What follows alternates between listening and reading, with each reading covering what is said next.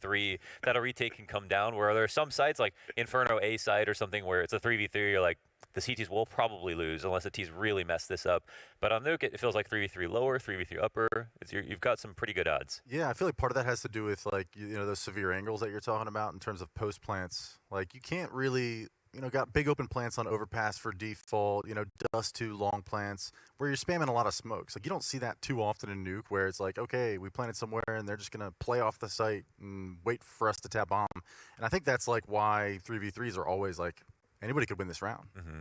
Good stuff. Well, that's going to go over our top 2 most played maps here at Flashpoint. We are going to go to a break because we have tons to talk about, so we can delay the game, make you guys wait, shiver with anticipation even more as we talk about G2 and mousesports in a couple minutes. Flashpoint. Mousesports. Mousesports. Collide with G2. G2.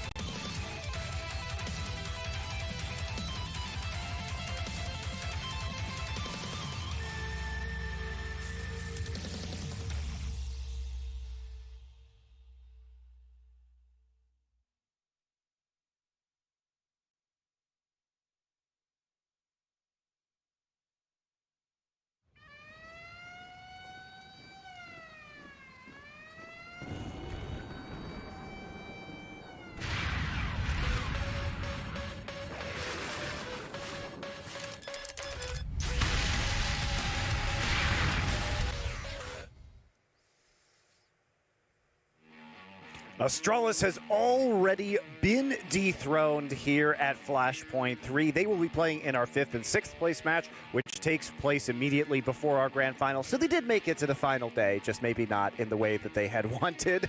And instead, one of the 2 teams that we're going to be seeing first will be making that finals, will be challenging for the top spot heading into our first major in 2 years in November. Obviously, there will be other RMR events for Astralis and other teams to redeem themselves, but I don't think any of us would have said G2 or mousesports through the upper bracket finals. Yeah, this is the best that they've looked with these lineups. I really believe that this mousesports lineup will be the best mousesports lineup that the organization has ever seen. And I think they've got the right pieces for it, the best composition they've ever had. They've got a high-fragging IGL and Dexter. I think he's going to make the difference. And I think a lot of these players are going to blossom on this lineup. And yeah, the storyline is happening right before us.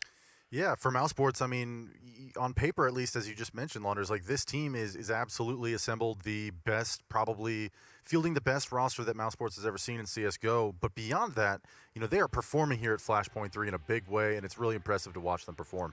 Yeah, we really got Frozen's hair wrong in that picture. This is pre-pandemic Frozen hair. They couldn't afford the lead to be able to draw his hair. And he still owned a comb. So, interestingly, these two teams have arrived at the winner's bracket final in very different fashions. So I will spin a tale for you, Lunders and Lex. Mouse Sports have gotten here without dropping a single map, which has been very impressive. They beat Fnatic, they beat Big, and then they took down Astralis, which I think was their first really big test of this tournament, right? So Mouse Sports has looked rock solid. We've seen excellent performances out of players like Acor and Frozen. You guys were talking about this, potentially Acor, the best opper that we have here so far at Flashpoint 3. So what is it about this roster that excites you? Absolutely perfect composition. They have role players that are also kind of stars in their own right. Rops is very unique in that he's an elite top 5 level player, but he's also a role player in the sense that he can be kind of a hard lurker. Maui actually made a good video about this where he talked about how his opening kill percentage has started to come up, so he's starting to become more versatile as well. But overall, everybody on this team is very clear what their role is. The most versatile player is the one we're looking at now in Frozen, with how much he floats around, how he's a refragger, how he can be very good in the clutch and pick up a number of weapons. For the most part, Dexter is clearly made to be an IGL. He didn't fall into that role after, becoming a star player and then having to pick it up like Nico did on his previous teams. BMAS is a dedicated entry fragger that got picked up the face for this reason and has come onto Mousesport, learned from Kerrigan how to become the best entry fragger possible. Robs is the last man in, the lurker, the clutcher, and the best player on the team. And who else am I missing? Acor, the guy who looks like there wouldn't be a gun for him if the op didn't exist. This guy was made to use the op, and whether or not he's realized that potential to his fullest yet, he's clearly going on the right path. Another thing for Mouse Sports I think that's really impressive is their depth in their map pool. Not only are all of their picks available to them pretty much in every series that we've seen, but they're performing on all of them in ways that I honestly, even if they had an average performance, individually, it was honestly just a tremendous team performance across the board, just pop flashing for each other at every single engagement, and it just looks easy for them when they're in the server. And you guys didn't say anything nice about BMS at all. I did. Oh, you did? Okay. Yeah, he's a dedicated entry fragger. Okay, BMAS also, I think, much like Acor, is not best in class for his role right now. So he's got some time to develop, and maybe Acor has some choking issues. Maybe he has some depth issues to his playbook as an opper. And BMAS, I think, just overall, generally performance-wise, it felt like he didn't have that much confidence when he was on phase. He got somewhere when he got to play with Kerrigan on Mouse Sports and became a much better player. And his stats are starting to come up, and he has a highlight round here or there, and he's starting to take more initiative, but he still has some ways to go. All right, well, let's take a look at G2 now, because in contrast, so we say Mouse Sports, well, they didn't drop a map yet, right, guys? G2 has dropped a map in every one of their series, including to phase. They've played some nail biters, but, and there is a big caveat to this, G2, out of the 4 teams remaining, sent both of the other teams to the losers bracket, Heroic and NIP, and that means that they've beaten 2 out of the 3 remaining possible opponents for them. Mouse Sports is the only one left they have yet to claim a victory over. And that's what makes this so interesting. So I would also argue, Monty, that this is the best potential version of G2 that we've ever seen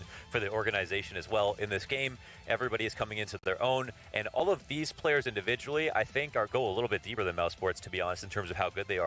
I think Hunter and Nico is the best rifler in the server in terms of versatility, depth, and consistency. And then Hunter is going to be right up there this year, most likely it's on the trajectory for top 10, if not even seriously, potentially top 5, looking like he's going to be the electronic of this team. And then Almanac as a hybrid opper who on lower buys can also pick up Mac 10, get entries, lurk, and do everything else on the roster. I honestly feel like there's more potential here with EVA G2.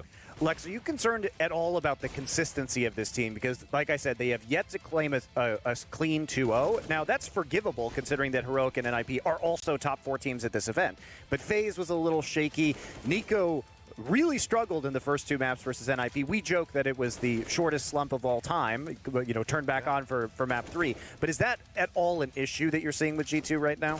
Yes and no. In the context of Flashpoint 3, although I would say no. And the reason for that is, G2 versus Heroic, perhaps the 2 strongest teams here at Flashpoint. And wow, I really think that was the best showing G2 has had. That was their high. And, they take them down 2-1, and even the map that they lost on Nuke, I think, went into like double OT or something. And then I would say that their series against NIP was their absolute low point. You know, several different players not performing consistently, Nico not showing up for 2 out of the 3 maps. If things are going that wrong for you and you're still beating NIP in a convincing series, that to me is a telltale sign that G2 is the strongest team here at this event. Well, very good. I predicted Mouse Sports, but that's a little bit of a spoiler for later. So I'm interested to see what you guys picked. We are going to go into our veto right now. And Lex, as you touched on, Mouse Sports is very interesting in that they have a complete map pool right now. So it's a little bit hard to predict where they're going to go. Yeah, I'd say the question for G2 is where do they want to play their first map? And, you know, they usually are picking a map like Inferno. You know, I'm anxious to see what Mouse Sports wants to do. They have a few different options where I think G2 would probably be weak against them. Yeah, wow, they actually banned Mirage. Holy, so they normally either ban Dust 2 or Inferno versus G2, and again, they can pick wherever they want to go. They took out Mirage, which is an interesting one, and this leaves open Inferno for G2. Honestly, they've been inconsistent on Inferno, some game to game with G2. One game, the game that I set them up to say they were going to play really well, they ended up not doing a lot of stuff that I thought they were going to do. The game before that, they were incredible, probably the best Inferno team in the world that I've seen, honestly. So I can understand why they go back to it, and this is mousesport's strongest map as well. Yeah, and this is probably where I'm going to say G2 doesn't have the edge on Nuke. But like I said, seeing them perform against Heroic, perhaps one of the best Nuke teams in the world the other day, you know, going into double OT against them, that to me is an impressive run, first of all. And then you've already got Inferno. If you can go up 1-0 in the series, I think it's possible that G2 could take that. I think mousesports are on a 4-map win streak on Nuke as well versus pretty elite teams, and a couple of them here at Flashpoint. And Train is the decider. Wow, that's awesome to see. Maybe one of the last times we get to see the map played in general. That should be exciting. And for 2 teams, I can play it at a very high level. I'm actually surprised to see mousesports ban out Vertigo, but mousesports have historically struggled versus G2 in their normal veto, so I'm not surprised it went a different direction. Yeah, we are going to see Inferno and Nuke. We talked about them just a few minutes ago as the most played maps that we've seen at Flashpoint so far. This will be, what, the 16th and 18th time Inferno and Nuke will be played, respectively. Well, now let's talk about some odds here from Unicorn in this match. It will be 1.95, so G2 coming in as the favorites, so they are aligning with your position. By the way, guys, we do have that bonus still going on at unicorn.com. 20 euros in if you deposit, sign up for a new account with the code Flashpoint. Well, you'll get 100 euros to play with on the rest of the matches. We've got a lot more good games for you guys to have some fun with over there, as long as you are 18 plus or of legal betting age in your country. So let us discuss predictions right now. And we do have our casters over on the desk chomping at the bit to get into this winner's bracket final. It is Maui and Semler. Hello. Hello. Good morning, gentlemen. Good morning, gents. Good morning. See, I'm not willing to go full degenerate like Launders is, but today I'm casting 2 best of 3s, so I was just going to do a shirt today and keep it comfy. Yeah, but these are 2 You great look almost words. as good as I do. These are 2 great best of 3s to cast, and I want to hear your Indeed. predictions to start this. So for this one, a lot of people have been saying, "Oh, but mousesports, you know, they've got all these top-tier players, you know, top 4 out of 5 performers in the tournament, guys." And I was like, "Yeah, look at their bracket run as well. I wish I could win the lottery too." You know, so yeah, feels good. So as far as this G2 first match didn't is farm concerned, phase for stats, though. You know, G2 didn't farm phase for stats. They could have. they could have. It didn't quite go that way, but then they've got the top performer in the tournament, and he kind of like went up against top-tier opposition as well. So I think right now what's going to happen is that G2 are going to have mousesports lean over, and then it's going to be a quick 2-0. The ninjas. Okay. I mean, I don't know what that was supposed to be. Samurai sword coming down, decapitation. I see. That it was definitely a decapitation joke. Okay. I respect the run that Helpless mousesports monster. has, but compared to G2's bracket run, it feels like mousesports rolled downhill to get here. Wow. Yeah. But the thing is, they did it clean, guys. They did it clean. 2 O's everywhere, right? I'm picking G2. For whatever reason, when you said that, Also like picking G2. Maui, I just picture them on like one of those tandem bikes where it's all 5 of them together, and it's like sunny days, like you know, going down, everybody biking together down the hill. They're going to crash right into And then there's G2, it's the moat that The they're not going to G2 be able to get army. over. All right, what a beautiful image to start our day here at Flashpoint. Launders. Yeah, I think Jax is better. I think in terms of all of their players, they're a little bit better. I think they got a higher ceiling. They're more consistent, more inconsistent. I'm picking G2. I think I just put 400 on them. Okay, 600 in the next match. So, yeah, mousesports have nice odds, though, Monty. Don't feel bad. I don't remember how much I put on them, but I definitely went with G2. And I think, yeah, part of the reason why I'm hyping up mousesports so much as being one of the best teams here at this tournament, level of competition has to factor into there somewhere. Of course. I don't think they'll show up today against G2 in the same way. Well, I was a mousesports believer based on the sparkling clean performance they've had. Also, I got nothing to lose because Bardolph is in the prediction dumpster right now, so I'm fine. Yeah, well, do we feel bad for him?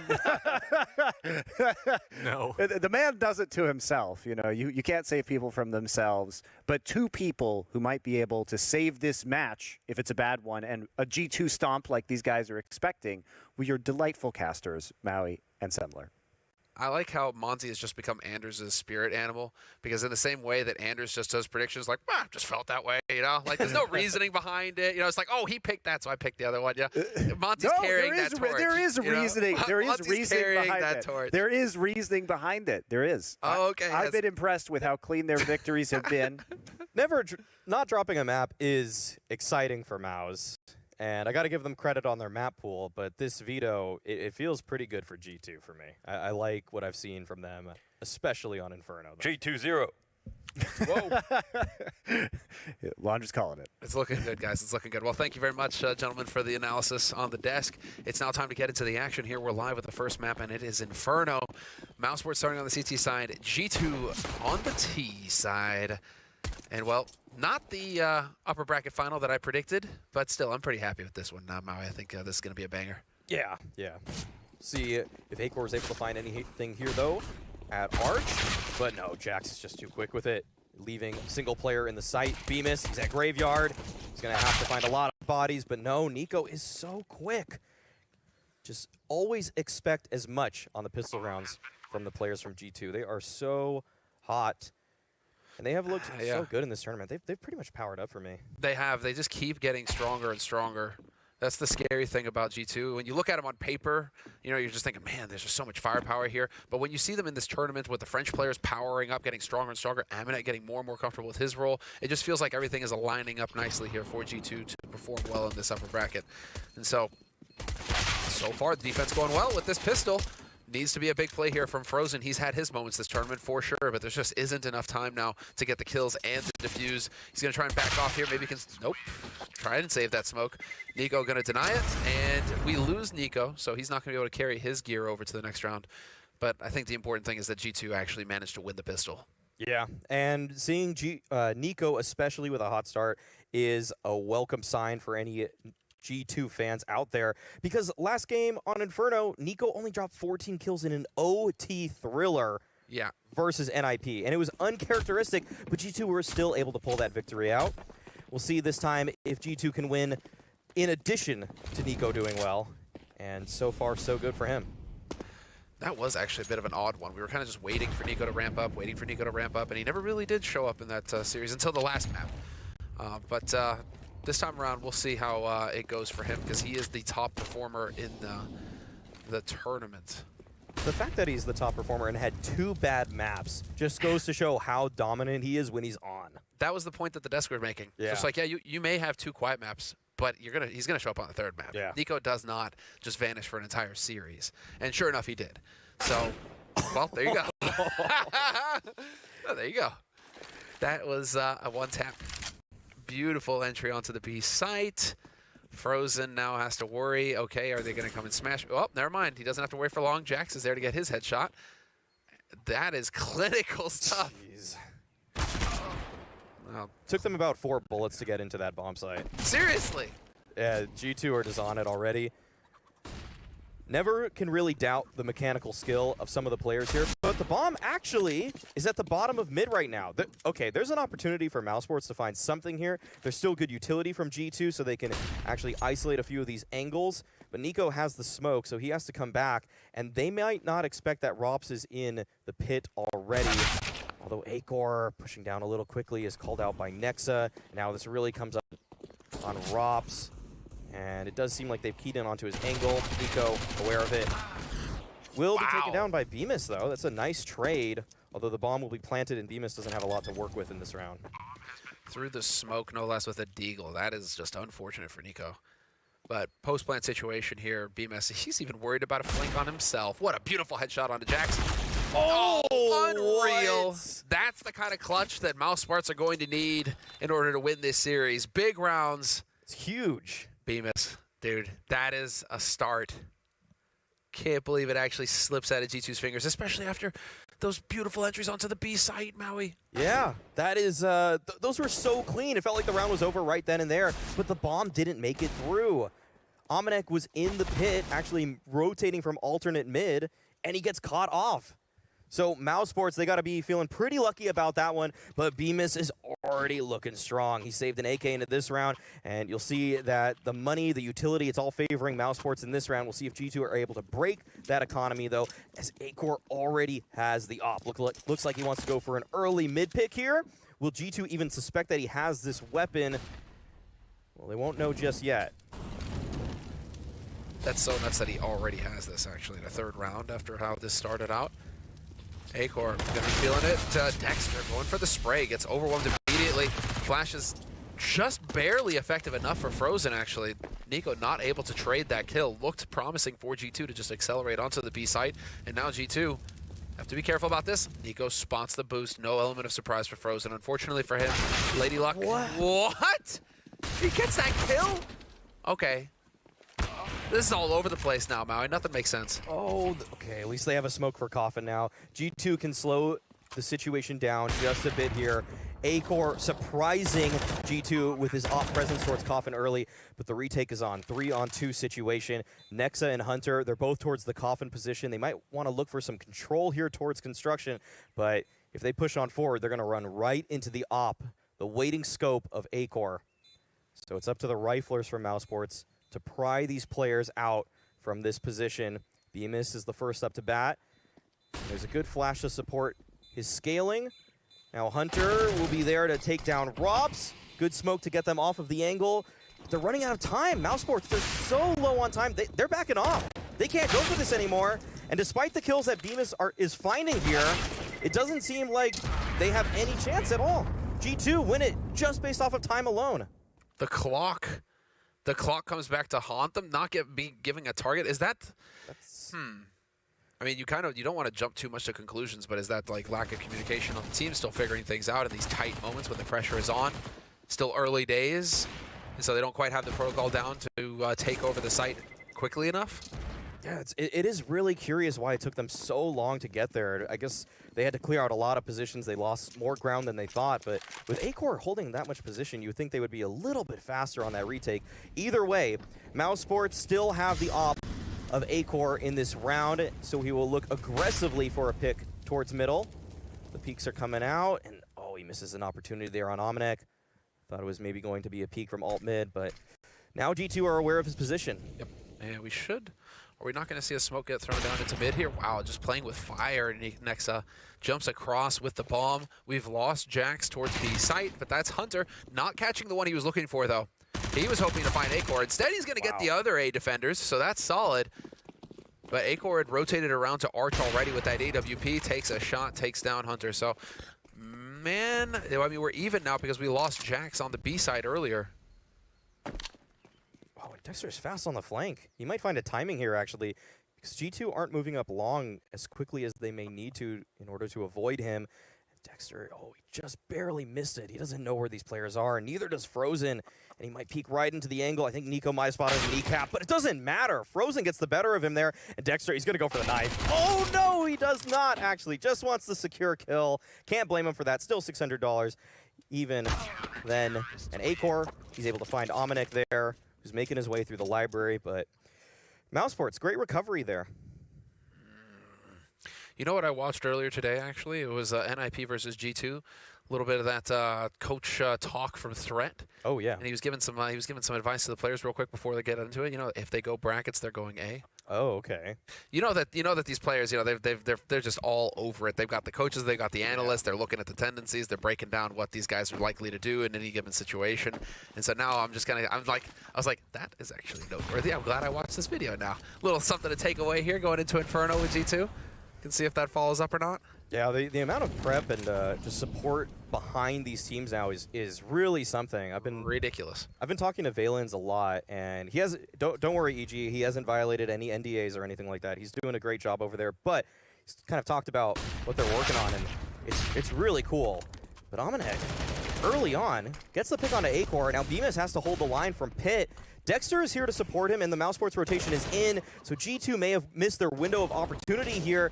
It's going to be frags across the board, couple kills there, some damage dealt, but G2, they are just trapped now at short, although Nexa may have found something for himself, although the bomb is in Pit. It doesn't look very likely for him.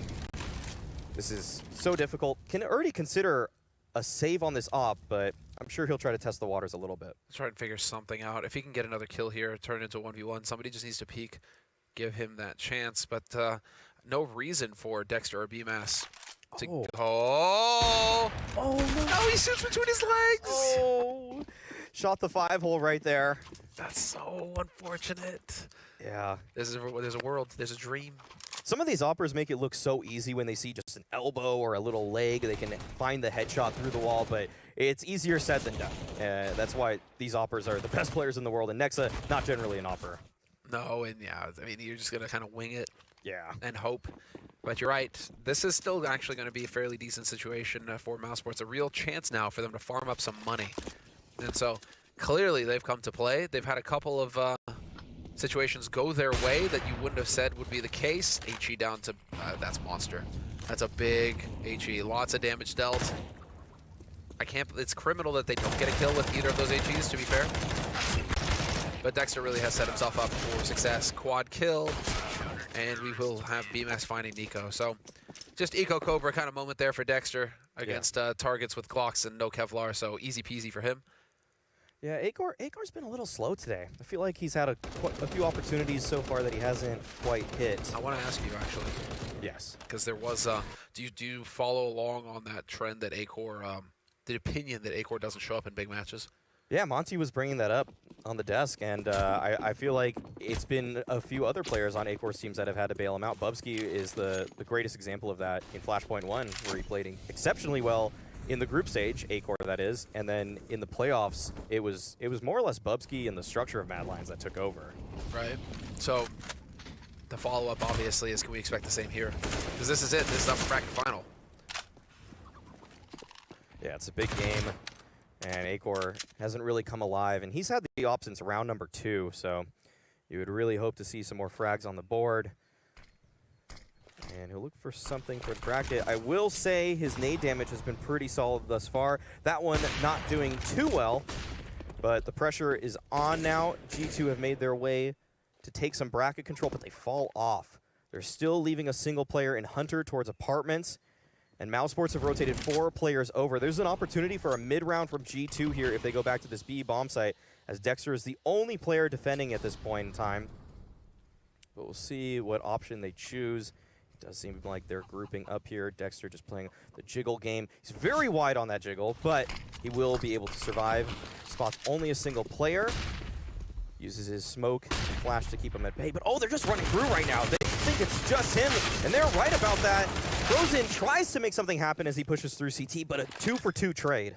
So important. They had no nades. They were completely dry on nades, G2. Wow. It was just run in and hope. Hope that the spacing is good for you and that you're going to be able to trade your way onto that bomb site. And somehow they manage.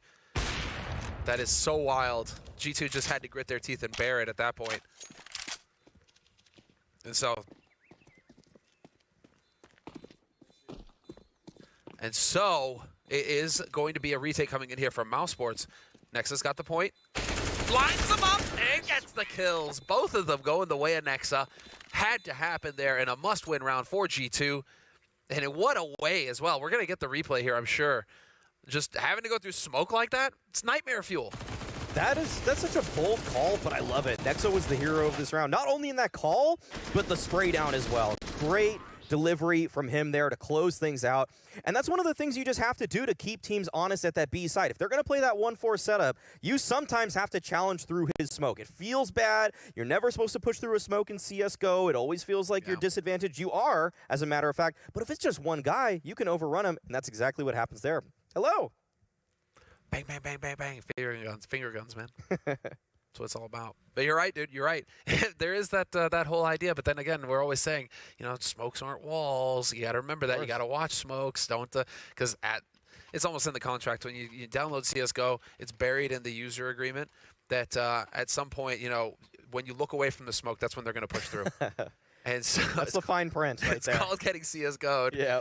And it's just going to happen to all of us. But Dexter, fortunately for him, he did not look away from the smoke, and so he was ready at least to try and fight it out. Yes.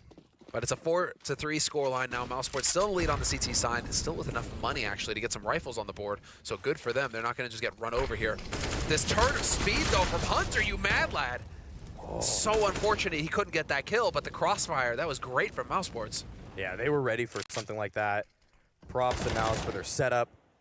Both playing together towards middle. Now Dexter playing with a little bit of fire. Does take a single bullet to the chest, but he's able to walk out of that one. And now mousesports, they'll fall back into a more secure setup. They even have a rotation over in Frozen, but it's a Halls pop coming out from G2.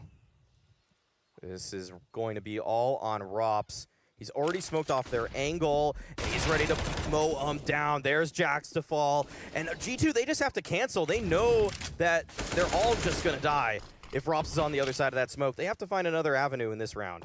Unfortunately for them, they did not fully use all their utility.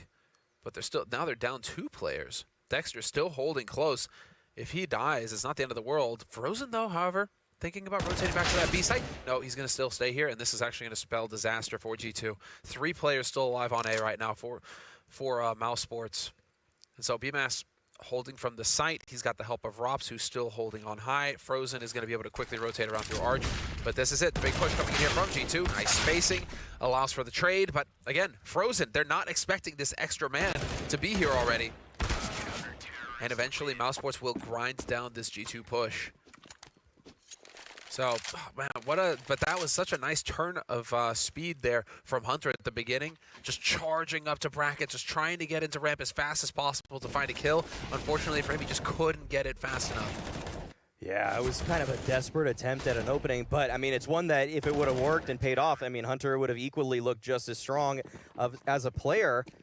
And I'm sure G2 had that in mind. I'm sure it was some kind of set play from them. It wasn't just a random aggression. For anybody that's wondering at home, I think they even threw a smoke for him to support.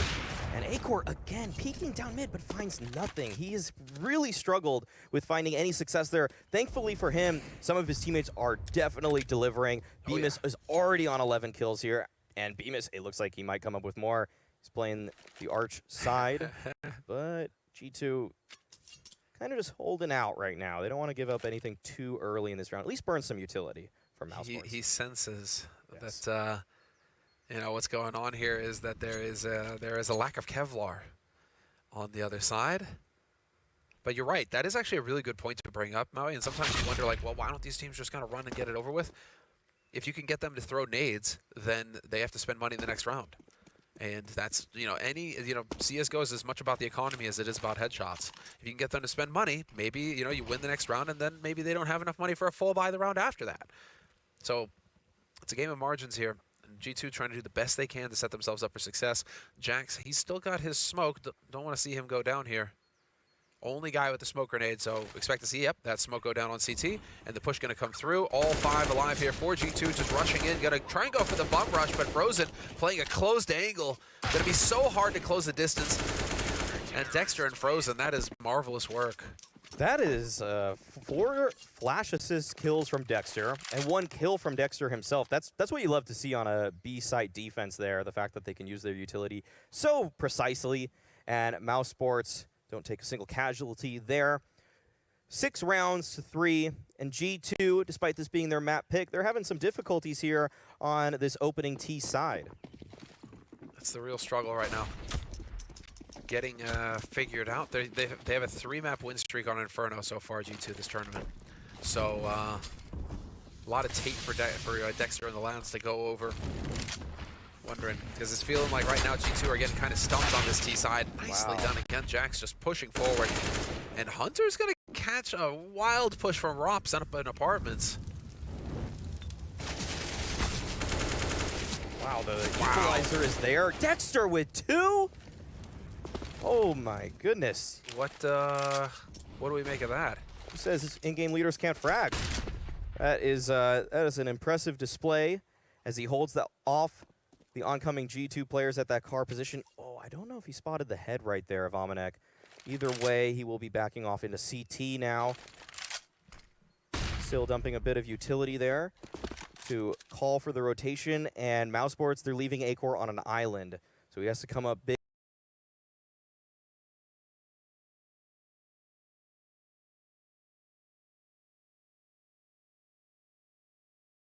in this round to try to seal this one for his team. They're about to peek off his angle. He's able to catch the jiggle from Hunter. Now Amanek, he's going to be peeked right into, and Acor comes up with a couple freebies there as mousesports find their 7th. It's a beautiful round. Now we got Acor waking up, but that just felt like a bunch of kill. Like Jax, his start, gets traded immediately. This kill from Hunter, and then it's just all over the place. As the smoke clears, Dexter gets 2 kills for free down Banana, and that's really got to be the turning point that puts G2 out of whack. I mean, maybe if he gets 1 kill, you're still in a decent situation if you're G2. But for him to get both, all of the utility that you lose as well, takes away a lot of options in terms of an execute. Yeah, it was a really bold play from Dexter, but he knew he had to find something to even out the numbers, and I don't even think that was supported. There was no flash. All he was playing around was a smoke. Yeah. And just that fading smoke, I mean, it's generally easier to see out of it than into it. So he used that to the best effect there. Props to Dexter. We got the new chickens strutting. Will this chicken survive? Yes. We will live to cluck. Oh, dude, I thought Hunter was going to run back and shake that chicken. It really felt like it. G2. This is after a tactical timeout called. Now we get the pistols. We get a couple of nades. Again, name of the game for them. Trying to get some utility off of mousesports. Nice HE over the top. That's some clever stuff. Trying to hit that timing. A little bit of chip damage there. And G2, it looks like they have a plan, at least in this round. They have a few smokes. And mousesports have been consistently setting up in this 4-1. And I think that G2 recognize this as they slowly make their way towards Banana here. Although Dexter is going for the rotation, but a lot of teams are kind of moving away from this 1-4 setup, I've noticed. Heroic and Gambit especially, just throwing out random big stacks on bomb sites without even necessarily taking Banana control. But mousesports, they keep it simple. And this is maybe an older play, kind of out of the meta a little bit for CT sides, but it's been effective in this game. Well, G2 have got bracket control. What does that mean? They're going A, if threat is to be trusted. And, well, here we go. Straight up onto A site, into the blender they go. BMS going to hold. Rops not able to find a kill. Gets shut down by Nico. 4 on 4, but can they get the bomb planted? This is the key element here. Nexus is going to go for the bait. Wow. Just stick the bomb plant while the smoke is up. This gets so hard when you let the smoke fade like this. G2, they missed out on their window of opportunity right there. And I agree, Semler. I feel like the bomb plan has to be a huge priority in that round, looking for the money there. Either way, mousesports are able to clean it up, and even despite the nice shot from Nico onto Rops. So that is Nico, I really do wish, like I say it as a meme sometimes, but when it comes to Nico, I really do wish that he just wouldn't buy anything else. He would just have deagles. I think he focuses more on his aim. He's so good. Yeah, exactly. His aim is so good that with a deagle, it decouples it. He just gets so much stronger. I don't know. Like, just move speed too. Don't even bother. Don't even bother with the AK. Definitely not the off. Just go for the deag. I see the case for not opping. But I still love his AK, to be fair. Yeah, okay, fair enough. I'll follow you on that one. Still, 3 rounds for G2. This is turning into a bit of a struggle for them in this first half, but it's not done. There's still a chance. Hunter going to catch Acor lurking. Acor clearly expecting Hunter to jump up on the balcony. Hunter changing up. And that is going to work out wonderfully for him. That gives G2 the man advantage in this key round. And again, G2 going to take control of brackets in a moment here, and they are as a team. Dexter, wow, man, just reading off of this, pushing Banana, not seeing anybody there. Unfortunately for him, I think it's going to come, it's too little too late as Rops gets picked at Arch. Frozen hasn't even rotated over to the A site yet. It's all on BMAS, and he's only going to get the 1 kill. This has to set the round up for G2. If they don't convert this, this game is as good as mousesports. And it looks like mousesports, they aren't even really attempting this one. Dexter might try to find some damage here. This could be a kill on a Hunter, which would be nice. Oh, he doesn't shoot. He waits. The trigger discipline actually betrays him. But this will still be a 4th round for G2. And it felt like kind of just a slow dismantling of the A defense. Mousesports were in no positions to trade off of one another. And A-Core dies first in the apartments. Bemis is all the way back on the balcony, and Rops is all the way towards Arch side. Kind of just individual setups. And when we talked to Dexter last in our interview with him, we noticed that he was saying that the team played a very loose style and everybody just took care of themselves. And I think we've seen how that has worked out wonderfully for them thus far at Flashpoint 3, but I think that's this round is an example where it can come back to bite you. If you got too much relying on the individual and not enough setups to work with each other, it can come back to haunt you. You can lose situation. Okay, well, we just had a quick little hiccup there, but it's been sorted out. No need for a tech pause. We're good to go. So 4th round for G2. So important. And it's not done yet this first half. It's been a lot of mousesports so far in the W column, but G2 has still got rounds to work with, and if they can bring it back to 7 at the end of the half, they're going to be feeling very good about themselves. Nico holding the angle, catches A-Core. And now you've just divided this defense. 2 on B, 2 on A. And G2 putting some pressure towards Banana here. Jax have to be careful, though. Dexter has been so effective over here. This is a scary moment for Jax. Dexter's right on the other side of the smoke, and it feels like Jax doesn't quite know that Dexter slotted himself in here.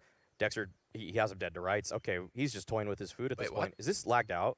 Why? No, I think it's No. it's live. This is still happening. He's actually just Why? holding here. Is it This just- is crazy from Dexter, and he's going to finally take him down. That must have been a huge shock to Jax. Either way, Dexter, no way. He's just going to sit in the smoke. Okay. He's right there. He could swing any moment now and catch these G2 players. Please swing. He exercises a little bit of caution, but now he finds his time to strike. Dexter has been such a menace on these pushes, but Nico finally calls him out on it. No, it's too long, too slow. Nico says, okay, we're taking brackets. If somebody's going to push, he's going to push now. Whereas, obviously, Dexter has no way to know that had he pushed 3 seconds earlier, he would have gutted that G2 push. Still, we have 2 on 2, G2. Still fighting this out. No smoke left, though. This is going to be very tough to go B. They have no smoke. They need a monster flash from Nico over CT to blind BMAS. Perfectly timed. Can they make it past? They do make it onto the bomb site. So Amanek and Nico going toe-to-toe. BMS has got the angle. He's got the drop on him. Perfectly done. All on Amanek now to clutch it out here for the Frenchman. Yeah, Amanek just playing around the pillar now. 1 on 2. It's Rops and Bemis against him here. And Amanek spots the gun barrel, takes down Rops. He knows that Bemis was in this position. Bemis has been throwing out pre-fires, and Amanek holds the line, and he's so steady. He finds the headshot there, and G2 needed that one. Excellent conversion from Amanek. I think we are going to get a technical timeout now, yeah. All right. A little bump in the road here with the team speak. Okay. So we'll be getting that squared away in a moment here. But, yeah, G2, man, Amanek has just stepped up this tournament. He has had such a fantastic performance so far. He's really stepped into his own on that op role, which has just been, the plague of G2 since Nico joined the roster, Kenny getting benched. I mean, they've been trying to play, musical chairs with that role, trying to figure out who's going to be able to take it on. Nico was going to take it. He definitely did not want it. And turns out that Amanek was the hero they needed all along. Yeah, it feels like there was a portion of this where they wanted Nico to be the T side opper and then Amanek to be the CT side opper. And I think at this point they have solidified the roles enough that Amanek is just all in all the opper for this team. I've seen Nico pick it up maybe once on the T side in the last couple games. It's pretty rare in general, as it should be. Nico's one of the best riflers in the world, if not Yeah. the best rifler in the world. So you don't really want to see him hamstring himself by just trying something new. Just let him do what he does the best. Well, I like that Amanek, as far as his individual performance is concerned, this tournament, he has only got 2 maps where he's dropped into the red on HLTV. Otherwise, it's nothing but black in the column for him. That's really impressive. That's really impressive, actually, considering he's pretty much taken on the op role full-time for the team. He's had to relearn, essentially, his role in the team, how to play. He's not making many mistakes. We've seen other oppers who've taken it up. Actually, Dupree comes to mind, sadly. You know, who've taken it up and who hold angles that you wouldn't see other oppers hold, and they get punished because of it, because they're vulnerable in a way that they wouldn't consider. Yeah. Don't see those mistakes from Amanek, actually. Not often. He seems to really have done his homework and gotten dialed in on this sniper rifle, and he's getting a very solid impact for the team. So, just again, the resurgence of the French players here for G2. Jackson Amanek, they're really doing a lot of work for him. And you mentioned Nico having his off map against NIP on Inferno, right? Where we had the first 2 maps of that series, didn't really show up. Who was doing the work? You know, who really showed up? It was Amanek and Jax. Those guys were just fragging everything on the server. They kept G2 in that series, and eventually G2 went on to win it. Yeah, Jax has been a player that has just been a human highlight reel. He doesn't always put up the strongest numbers. He's still in the fray all the time. He's still taking all the nade damage to start these rounds and just trying to fly up Banana especially. But his time to kill has been incredibly impressive lately. He has looked, I want to say, like Xantarez fast in his speed. So G2 have really been using that in the best way possible, just throwing him into so many gunfights early on in these rounds where he can just do all the dirty work for them. Pave the way for players like Hunter, for players like Nico, even if they're having off games to start. It must be done. Sometimes you must create the space. Well, speaking of, Jax, there's the flash, swings around, puts a little bit of pressure towards top Banana. Hunter and Amanek, in the meantime, have cleared out apartments, and so we've got that portion of the map sorted out. G2 having shown the presence at B and seeing the smoke. Mousesports don't know. As far as Mousesports are concerned, that's really unfortunate. That's not where that's supposed to go. Unforced error.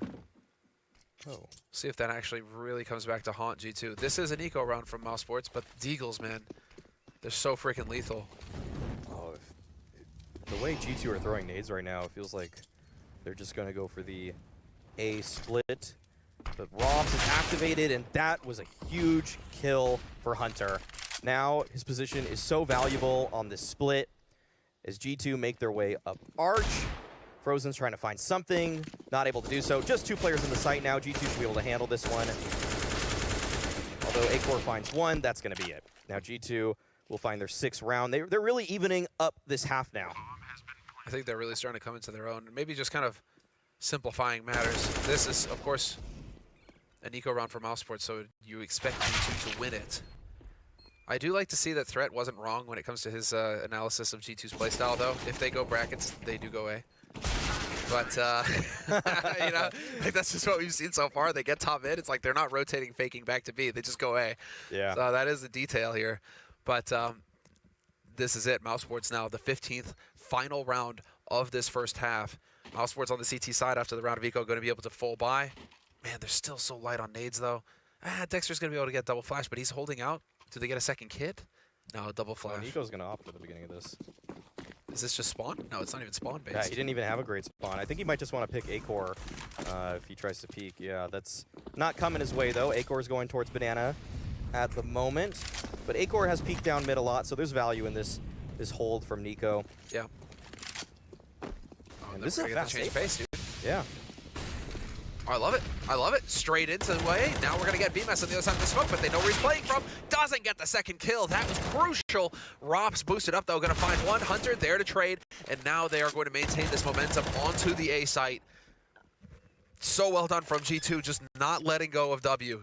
Just get onto the site and roll over the defense. It's now a retake scenario for Mousesports. They have to retake with an op. That's never fun. You can see Acor. He's just gone for the P250. Screw it. What's the op going to do for him there? He might just end up being bait this round. He can't even pick up an op or an AK towards Torch because Nico had the op. Now Jack's playing on the bicycle here, looking for something. They will actually smoke off his position, so he has to change spots, but Hunter's on the flank. This will be everything in this round. The spray down should be there, but no, Frozen. Quick return. Now Nexa in the 1v2 takes them both down. Swift kills from him, and G2 get their 7th. It's a very even scoreline. I think Nico's reaction there says it all. It wasn't a face palm, it was like the face wipe, you know, just like, oh. Yeah. Way too sweaty. But that's everything we expected from these two teams. First half kicking it off in fine style. We're taking a break before we get into the second.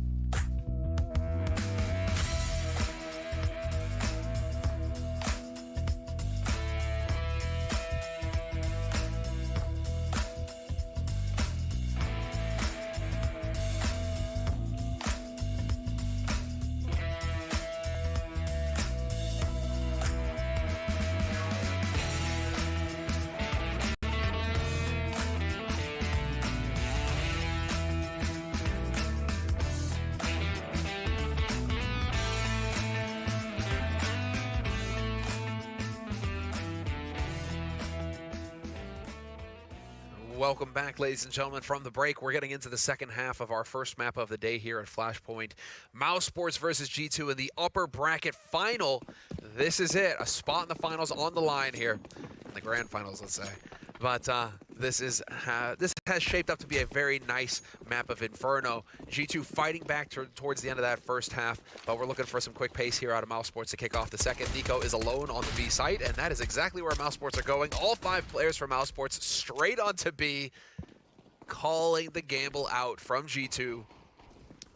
But this flank, it's going to be met by Dexter and Frozen. Frozen on the corner, Dexter at the sandbags. G2 has to expect this, but Nico's actually doing some work towards CT spawn. Amanek finds 1. Dexter gets 2 already. A 3rd kill from Dexter. Now it's on to a 2-on-2. Acor running right into CT spawn there. Will be met by Nico and Bemis. He was clutch in that first half. Can he do it again? G2, they have a kit. They have a Molotov. They know that he's not in the dark position, and they may suspect this at this point, but Bemis finds his time to strike. He takes down Nico. Nexa's holding the line here. And Nexa, he's running out of time. Bemis has played the clock so well, and he will win yet another clutch for Mouse. Unreal. Nexa barely surviving that one. He gets out of blast range, but it's just a 50-50. I'm actually so surprised that they don't have info that he's new boxes. Yeah. I'm actually so surprised that they don't have info on that. The fact that that fight went down, Nico was spotting from CT the whole time, you know, that it's not even a glimmer. But the 50-50 guess, you know, dark corner for the molly or new boxes. If he throws at new boxes, that's it. Round is over. That's it right he's there. He's dead. But, you know, that's just the way it plays out. And so mousesports, again, starting off the half strong with the pistol round. That is so good for him. Yeah, but these rounds aren't easy. And G2, they have a couple of nades here at Banana. They might actually find a timing onto Frozen. Good damage onto him. Down to 40 already. And it looks like mousesports want to run into this stack. Hunter's holding the coffin flash here, but Acor's playing far enough back that it shouldn't result in any frags. But wow, Nexa right over the half wall takes him down anyways. And Dexter does find the return, but G2 is slowing this down to the pace that they are looking for. They still have a couple of smokes to work with, and Hunter will actually re-smoke towards that car position. Oh man, I don't know if the observers could. If you can show us where they threw the gun, I'm pretty sure they threw a rifle over, didn't they? Over the wall, or was it a MAC-10? I don't know. I think it might have been the Mac. There was a MAC-10. Something got chucked over the wall. It's just those little details that I love, though, where the players are just quick on their feet. They're like, yeah, okay, well, we'll just chuck that over the wall real quick in case somebody comes through here. They can't pick that gun up. Details. I love details like that. Yeah, speaking of details, there's a boost towards middle that that G2 just spotted out that there's no one towards bracket. They should know that it's a B play, but Nico's here by himself, spamming blind. He's able to find 2, does 50 damage to Dexter as well, and now this is a very doable round for G2, unless Dexter has something to say about it. Jumps up on first oranges, finds some extra spam damage through the smoke, and Jax, it's early timing, but Rops calls him out. 1 health on Rops. Oh, that was the shot. That was the shot. Oh, he spots him. Knows he's behind the pillar. Dexter somehow wides it and gets the kill. But Rops survives with 1 health. 1 health. They can't cut it any closer, mousesports, these rounds. That's heartbreaking if you're Jax. That is so close. G2 almost had a chance there. Dude, I saw a world where Nico gets this 3rd one as well. Oh, yeah. He just comes through and bops. So I was like, dude, he got the headshot. No, barely missed it.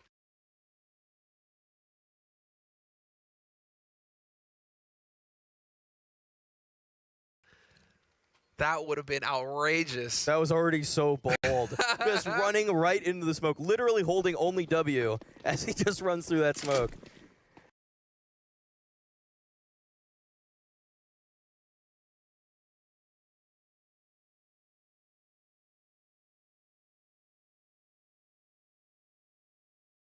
You don't see that very often, but if anybody can make the Deagle have magical powers such as that, it's Nico. Oh, well, there we go. Double HE worked pretty nicely. Dexter down to 6 health already. He hasn't even seen anybody. Like, why, guys? Why? It is going to be essentially a hard eco. Nico and Jax spending a little bit of money this round on the Deegs, but everybody else with USPs, couple HEs, and G2 now just kind of hoping that mousesports are going to walk through here. Unfortunately, we don't have a Swedish coach to tell us what mousesports are going to do on the T side. So, but mousesports, for now at least, they've got a solid death ball approach. And it works wonderfully. Very nicely done, Rops. Collecting some free kills. Feels like it's been a bit quiet for Rops this map. He's still casually at 12 kills, but, you know, you kind of do expect to see him more at the top of the scoreboard. Yeah. Yeah, but it's been his team that's actually stepped up a lot. Even when he has some quiet games here and there, players like Frozen have been playing fantastically thus far at Flashpoint. And Bemis as well. He's coming into his own slowly and steadily.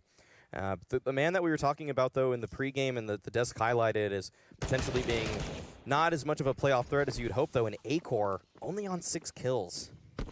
That's after the CT side has been played out, too. Yeah, that's wild, actually. It is kind of confirming the fear here when he gets into these pressure matches that he struggles on an individual level. Wow, Nico, what's going on with his crosshair? Yeah, he's taking in the scenery, I guess, wanted to look through that window. Did that look really jittery to you? Looked a little jittery to me. Yeah, I'm not sure why he was just kind of shaking his hand at the window. Saw something in the reflection he didn't like. He's got such a very like weird eye. Nico's got such usually just beautiful crosshair plays because he plays such low sense. Yeah. I admire that still. Still goes for a very low sense, uses his whole desk. Yep. He would not have fared well at Old Lands when you just didn't have room. Would not have gone well for him. Or he'd have gone Quake, you know, just had the keyboard on his lap and just, you know. Have you seen Quake players play like that? It's freaking rad. I think there was even a NA event that NIP had to play where they had to do that. Yes. Yeah. I know exactly the picture you're talking about, too. That was like Sapphire, I think. She invited them to stay. She mentioned it recently on her Twitter. Where they had to play? Yep. She invited all the NIP players over for a LAN, and then they had to play with their keyboards in their lap. I watched Rafa at DreamHack once do that, and it blew my mind where he had the monitor diagonally, and he was sitting up like next to it sideways to the desk, so his whole mouse hand and arm were just on the desk. It was rad. All right, quick play coming in, actually. Top banana, Amanek with the AWP, and he's going to get punished immediately. Nice flash opening there from Dexter, though, helping out, letting Frozen really take that peak with every advantage. It's a big opener. And even though Amanek had a one-way there, Frozen was able to read it out. It's a really nice play from him to find the opener. And now the entire map is the oysters of mousesports, as it's a 2-2 setup. In fact, it's becoming a 3-1. They are leaving Hunter on an island here at A. There's not much that you can expect him to do in this kind of position if mousesports swarm him. So we'll see if they actually do pincer him on the site. Oh, we're going to find out in a second, as this is going to get, well, it's an impossible hold for Hunter. He's got an AUG. Molly there to buy a little bit of time, and that is going to provide, but everybody else is just going to wait on the other side. No reason for them to speed up. And brilliant shot from Dexter to open it up here. Hunter, there isn't a whole lot he can hope to do. As soon as he throws that incendiary, they know somebody's on the site. They're not going to walk in here for free. And so, all right, we got a little bit of time because this is going to be a save from G2. You know the craziest setup that I saw? I think I remember it clearly now. It's Devil Walk. He actually at some point was playing with his keyboard behind his monitor. So if you can picture that, he had the monitor up to the edge of the desk, and he had his keyboard and mouse, so his arms were like cradling his monitor, and he had his keyboard and his mouse on the other side. Yeah, I've seen those before. And I was like, what is that about? That's so you get your face right in the pixels. You see every pixel, you know? Yep. Like, that is next level. When you're playing on those lower reses, those pixels are they're important to see. It was a bit too much for me, man. I was like, dude, there's no way. Got to be a little bit of eye strain there. I know people say that mostly poor eyesight is due to genetics, but doing something like that, surely it's not good for you. No, I don't think that that's going to help any. No. Well, 12 rounds on the board for mousesports right now on this T side. Yeah, flawless half thus far. And mousesports, they're just constructing some nice plays. That one, just finding the opening pick with a simple conversion towards A. It's not too much back and forth. There's not too much guesswork. It's just group up and hit the site together, and G2, they're the ones that overthought it by rotating a player off in that situation. And if mousesports can keep finding the opening picks, then I've liked what I've seen in their T-side 5v4 conversions. Well, this is something. Beautiful push coming in here from Hunter. That flash opening. Wow. Oh, outrageous. He gets the second kill on Frozen. That was actually with Dexter's help. No Hunter, way. another one. 3 kills for Hunter. That's how it's done. You don't try and run back. You keep up the aggression. You chase them down. Oh, man, mousesports. I mean, they're good with the man advantage, but they've got a lot of work to do to recover this one now. Rops and A-Core left. Just at the bottom of mid, no map control whatsoever. They are going to be worrying about every nook and cranny as they try to make their way up here. But they will go to the bomb site where G2 has the singular player in Nexa. But Nexa's playing a pretty safe game right now, just going for the jiggles, has the smoke in hand to stop them. And it looks like he will spot them out in just a second. There it is. Good timing on the smoke. Dodges the nade as well. Really nice timing. That's the money timing to be dropping a smoke. That 45, 46 second mark. Because as soon as when that smoke wears out, there's only going to be 30-something seconds left for mousesports to work with, and that is not a whole lot. And so A-Core and Rops are going to hang out here, but Nico is over to help out on this B site. 2 players on each site for G2. And with 25 seconds left, the smoke is cleared. Rops is currently hoping that he can catch somebody peeking. It's not looking likely, though. We get the Pronax smoke at the entrance to B. And do we just get them trying to plant straight up in here? Nice shot from Rops, opening it up. Nico giving it away that he was holding from CT, but now A-Core is going to be able to take advantage of this smoke and get the bomb planted. Wow, Nex is giving it all up, too. He wants to play the numbers advantage, maintain that space, that control. And Amanek, right when he falls off the little ledge, A-Core goes for the swing, and that's all up to Rops. He's already able to take down Jack. Now he finds Amanek and CT, and Rops converts it. 1v3, and Rops does it all. Quad kill at the end of the round for Rops. So sick. That's exactly what this guy brings to the table for mousesports. Gets the job done in a must-win round. 13-7 on the T side for mousesports. That man right there, unbelievable. That felt like G2 was finally going to find some momentum here. This round started with a 5v2 where Hunter took down 3 players down middle with an MP9. And at this point, G2 have to be wondering how much more do we need to do to find an advantage in these rounds? I'm glad that we're getting a tactical timeout called by G2 because I'm pretty sure they're asking themselves that exact question. Like, what more can we do, guys? Hunter's just said, like, hey, I have an MP9. I get 3 kills. How do we lose that round? That's one of those situations also where Nexa, I mean, tucking into Coffin is not an incorrect play, but it's also a playing to lose play, where in that moment when when the opposing player, I think in A-Core, was planting the bomb, that's an opportunity for a free 1v1, or maybe you just kill the bomb planter outright, but he just tucks, and he wants to keep the numbers advantage. I understand, it's fundamentally sound, but it's a missed opportunity, and he's got to be maybe second-guessing that one just a little bit. Double HE, though.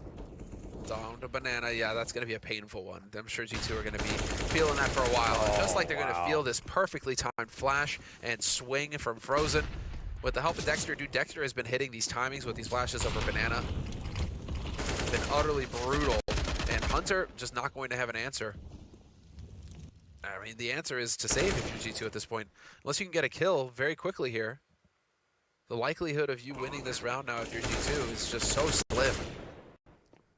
Mouse have just really hit their stride in this one. Even the way that Frozen acted when the Molotov was on his feet, he was just saying, all right, if you want to peek me, I'm going to headshot you anyways. And he took some extra time there, took a bunch of damage in the Molotov, but it was just pure confidence exuding in his positioning. And at this point, G2, it's all about self-preservation here. Amanek will be able to take down Robs, but that is the location of the op now, which is very aware to the mousesports side. Perfect flash from A-Core. Getting it done for Bemis there. Will be able to take the op out of their hands. Now, can they find anything more? Will he press on forward? Bemis, he's an entry fragger by nature. Of course he's going to swing, although Jax does stop him in his tracks. Gets that. Doesn't save the AK. That's a flash that everybody should note down. The one that A-Core just lined up, that is beautiful. A sexy flash. Right over short like that. Woo! That's something you can use. Definitely, definitely, definitely. Yeah, props to the Observer for catching that setup there on that one. It's easy to just go to Bemis in that situation and just think that's a point of contact, but I don't think the Observers at this event have got enough credit. They've had some pretty good moments. They have. They have. They're not missing much. What? Speaking of Observers, a drone has made its way into the studio. Bardolph is among us in mechanical form. Frozen and Rops taking some damage. A little bit of brutality happening over here in Banana. But yeah, this is going to be just a little bit of presence here shown by mousesports, making sure that on the B side they have to play honest, and that is rotating Nico back towards B, which is exactly what Mouse want. And now they get to swing on mid. The collat, that's so sick. And Jax has got the setup, and this is actually going to work out wonderfully here for G2. Amanek is such a threat. Oh, Amanek, what a shot! Wow. Great hold from him and Jax towards middle there. Just Frozen now, but is it too little too late for G2 is the question. As Jax, wow, through the smoke. Jax is just so fast, even through smokes. Doesn't even matter. This guy's unfazed, but it's the first round for G2. But in these BO3 series between top teams, sometimes just getting a little bit of momentum, getting your footing in this series is more important than sometimes even the round or the map victory. Just knowing that, hey, we can hang with them. It helps the mental tremendously going into the second map. But I'm sure G2, they still think they have a chance in this one. They're going to play like it. They aren't going to give it up easily. We are going into Nuke next as mousesports' map pick. Mousesports favored on that map. So by no means have G2 made this easy for themselves, but it's not over yet. We have seen crazier comebacks in the past. It's entirely possible for G2 to fight back here and get things rolling. It's the CT side of Inferno after all. They can get the lockdown going. And so mousesports now, once again, flash to Banana. Running through these effective grenades that we've seen all map long. I'm liking this G2 just showing some presence here, not letting mousesports get too comfortable. Mousesports are going to have to use utility. And by utility, I mean your teammate. To throw himself across, literally to bait the shot for you. You can use a teammate as a grenade. Especially with a run boost. It's like a decoy. Yeah, it's pretty effective. Yeah. It's just here, shoot at this guy. Yeah, mousesports, though, with a really slow approach in this round. And the flashes are just missing the timings for G2. They flashed top Banana for a peek from Nico, and they flashed into apartments for a peek, and neither of them caught anything. And now mousesports are all in the B site. Great counter smoke in the middle there for Nexa to work with. But will Dexter be able to find anything? That's the bomb at the back of the site right now, and Nexa and Nico are still here. mousesports are going to have to find a way to dislodge them because there are only 20 seconds left in this round, and the rotation is coming in. Nico in the fire will be taken down by Acor, and Frozen with a massive kill on a Nexo is going to open up the site. But there's still so little time. 8 seconds left. Acor pushing through CT, and mousesports clean them all up in such a quick span of time. You can see that they're fired up there. Dexter's happy about that one. Acor the mad lad pushing smoke with an off. Okay then. What a savage. He just goes right through and catches them all gathered up. This is the best attempt made by Nico trying to hold the line, but Frozen knew that a second man was back there in new boxes, and this is just mousesports playing impeccably well. Comms are there clearly because they're getting the information relayed to one another, and then they just know how to wrap it up from there. G2 are just going to feel like they just got destroyed on this map. mousesports were in their heads. Yeah, there is not a lot to be happy about on this map if you are G2, but they still have a gun round for us here. They'll still try to right the ship. Nico just dry facing here at Banana. There's a flash set up for him at this point, but he doesn't find anything. Once again, feels like mousesports are just on top of the timings from G2. They're just barely dodging all these little counter plays that G2 keep trying to throw out. Once again, Nexa will try to set up Nico here. Surely he finds the timing this time. Surely he gets something. There we go. Nico, 2 kills, just what the doctor ordered, but Frozen takes him down in return. Again, it's like 2.5 kills. Nearly takes down Frozen as well. Nico, if given the chance to fight straight up, he is going to be such a threat. But of course, that's not the goal. You're not looking to fight Nico fair. If you're fighting fair, you're doing it wrong. You should be doing everything you can to stack that fight in your favor. And so now mousesports saying, okay, Nico, fine, fair enough. You're dead now. We'll go ahead and see how this A site's going to develop. Amanek and BMass about to have a little bit of a run-in together. And Amanek wins it. Rops and Frozen now, last 2 alive here for mousesports. Still fighting the good fight. Nice little HE should get rid of Jax, but the bomb is dropped on short now. And Rops has got his work cut out for him. Another 1v3 clutch with 10 seconds left. I don't think that it's going to be possible this time. Yeah, looks like he's giving up on it. And Hunter takes him down. G2 will live to fight another day. And mousesports, they still have some money to keep the pressure on, but G2 really fortunate there to find the flash timing finally at top car to set up Nico in this position, and that's, like you said, similar. He's just so deadly when he gets those kinds of fights. If he has any advantage on top of that, it's lights out at that point. It's so nuts just how good Nico is, but there's still 6 rounds left here for G2 to force an overtime. mousesports still looking good. Amanek getting clever in mid, trying to use this smoke for cover. But Acor's not going to peek into him this time. Double HE into Banana as well. Frozen getting dusted up a little bit, but he survives the majority of the damage. And well, now we are going to get mousesports. At least initially, they're looking like they wanted to apply some pressure to top Banana. It's going to be Frozen just making some noise around here. This is keeping 3 players from G2 locked on this B bomb site. Oh, that's some spam from Jax, I think, actually through. That's very cool. The window there just barely tags him. No one's able to hear that, and it should be inconsequential, but maybe in the future someone will. He did all of 2 damage to him, you know? Yeah, but a front side smoke actually will keep G2 locked in at B with 3 players, so this round really comes down to Jax. A1S right on the balcony. Flash is coming in his face right now. Actually dodges it, and he's able to take down the first in Dexter. Now looking for more. He's got a lot of work to do, but him and Hunter are connecting beautifully as they continue to lock this site down. Acor and Frozen just with a Molotov left and 30 seconds. Not much hope for them in this round unless G2 just gift wraps them this round. Yeah, with 30 seconds left, it's not looking too likely. The main thing that's really bugging me right now is that Dexter keeps leading with the bomb.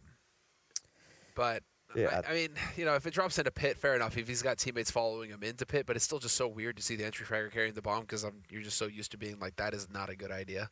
Because if he dies, you are now committed completely to that site or to that spot. it was so close to costing them in the round at B. Yes. And the fact that his team bailed him out of that situation is really impressive, and I got to give mousesports props for that.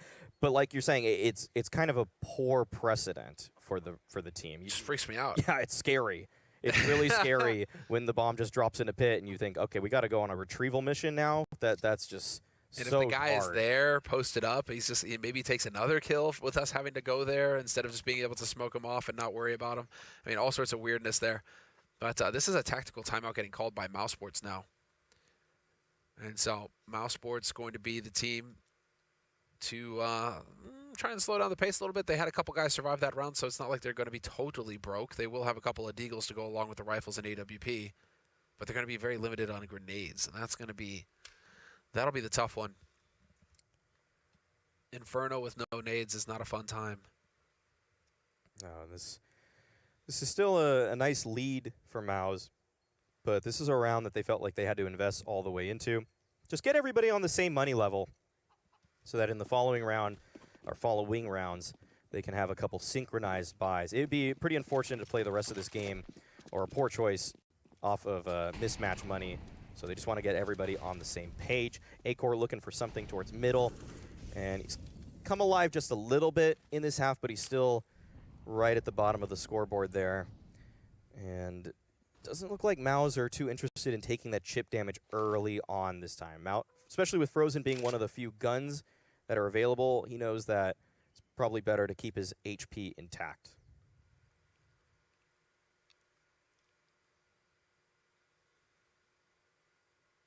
I think G2 actually might get rewarded for their patience this time around with 3 on B like this. If they stick to it, they're calling mousesports' bluff, essentially.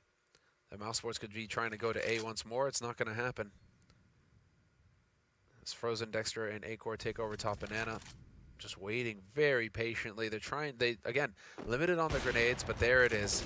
Patience pays off. Acor and Frozen finding both of the opening kills. Emanek and Nico caught out in the open.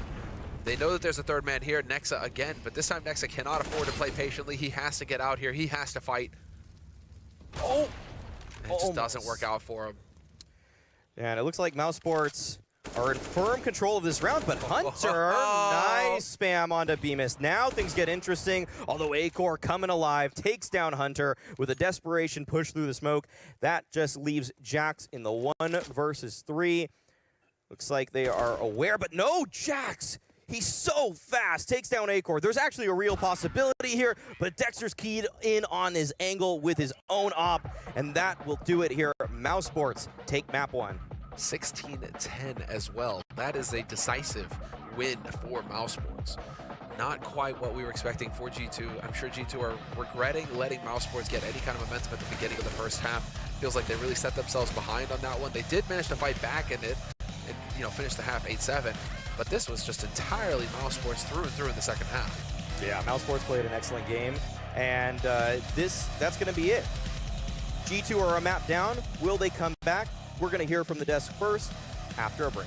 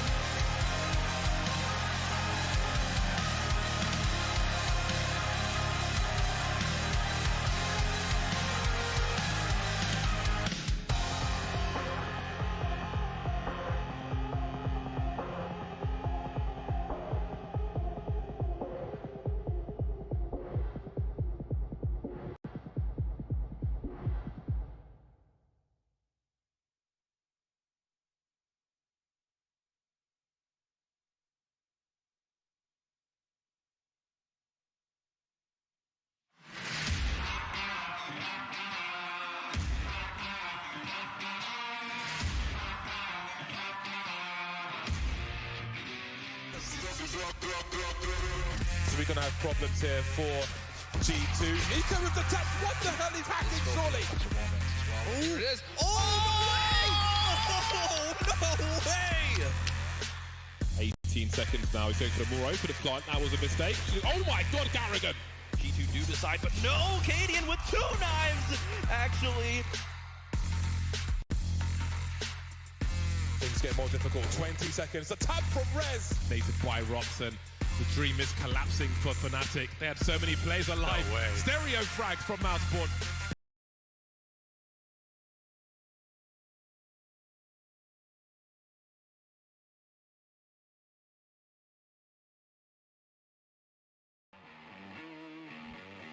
Well, there you go. Unicorn, use that code FLASHFREE, and you can get 10 euros free if you sign up right now. So thank you to our partners over there. We do want to take a look at this match, though. Lots of good highlight rounds to inspect here on a pretty commanding mousesports victory. I'm halfway to a correct prediction. You guys are 0% of the way to a correct prediction. They called him crazy. Yeah, well, the best part about being an analyst is being wrong, Monty. Remember when I said that earlier? Did anyone else? Am I crazy? Did James just fly that drone past us a minute ago? That was so distracting. All right, so mousesports come here to Inferno. G2's map selection, and they put them in the body bag. In the bin. This is G2's strongest map, so a very big win for mousesports, who actually banned Inferno the last time they played. So leaving this open was a big risk for mousesports and a confident move. And Dexter, he has clearly been a fantastic leader because he's not only been able to keep their map pool as strong as it was with Kerrigan, maybe improve a little bit as well, but keep his individual level high, among the highest on the roster, and this is a roster full of talent. Yeah, and on his CT side, I think a big reason why mousesports was able to take this so convincingly was just start to finish dominating the banana side of the map every single engagement. Seemed like mousesports was getting the better end of it, and some big late in the game clutches for mousesports to seal the deal. I mean, G2 just did look like they were getting outclassed here. Is this more of what we've seen from G2 so far in terms of their performance? Now, for you G2 fans out there, you shouldn't get too worried. They have dropped a map in every single one of their series so far. Yeah. It has it's also part of the win. Yeah, it's part of the win. It's the giving you false hope, right? Building the storyline. It's building the narrative, increasing our again. viewership. I thought it was a moth, man. This is I feel James's very drone uncomfortable. now. James. Just the tight. Oh, yo, my. This is dropping the drone on the table. All right, we do have some Bemis highlights to look at here from the CT side because he impressed you. mousesports started CT. They came out with a really enormous lead. Yeah, and I just spoke about how strong Dexter was on the banana side of the map, so naturally the pressure is going to fall on the A anchors to, decisively hold the other side of it thing. And actually, this is second round of the game. He's flanking on banana, and this is seemingly an unlosable round from G2, and Bemis really is the reason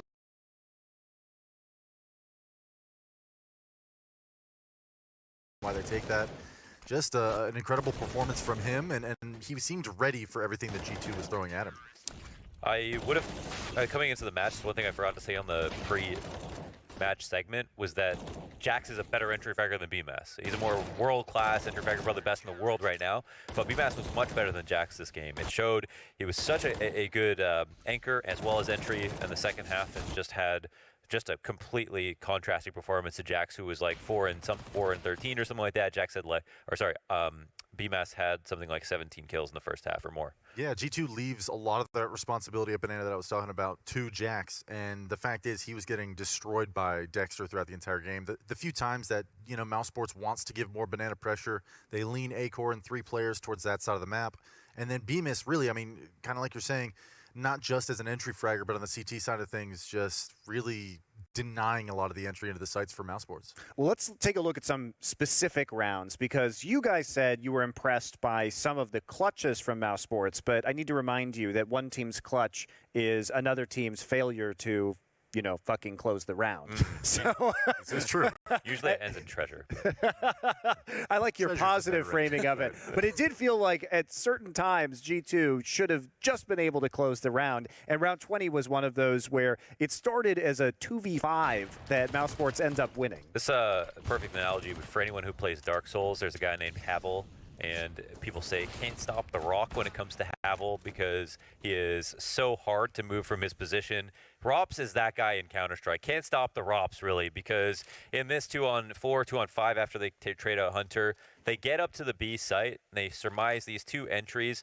And the cool part about situations like this is that when you actually cool the round off and let the ZTs rotate into their most natural positions, you do kind of have 2 2v2s. And if you get the clean 2v2, it's not like you have to peek into 4 guys and kill them all at once, right? You can actually separate these engagements. So that's the idea behind waiting the first place and playing clock down CS. But here's Rops and Acor to come up and work the map slowly. It's at this point of the round where it does still feel hopeless. You have G2 in strong positions, no one's on some flank that might get cleared, and there's still enough utility to delay a little bit longer.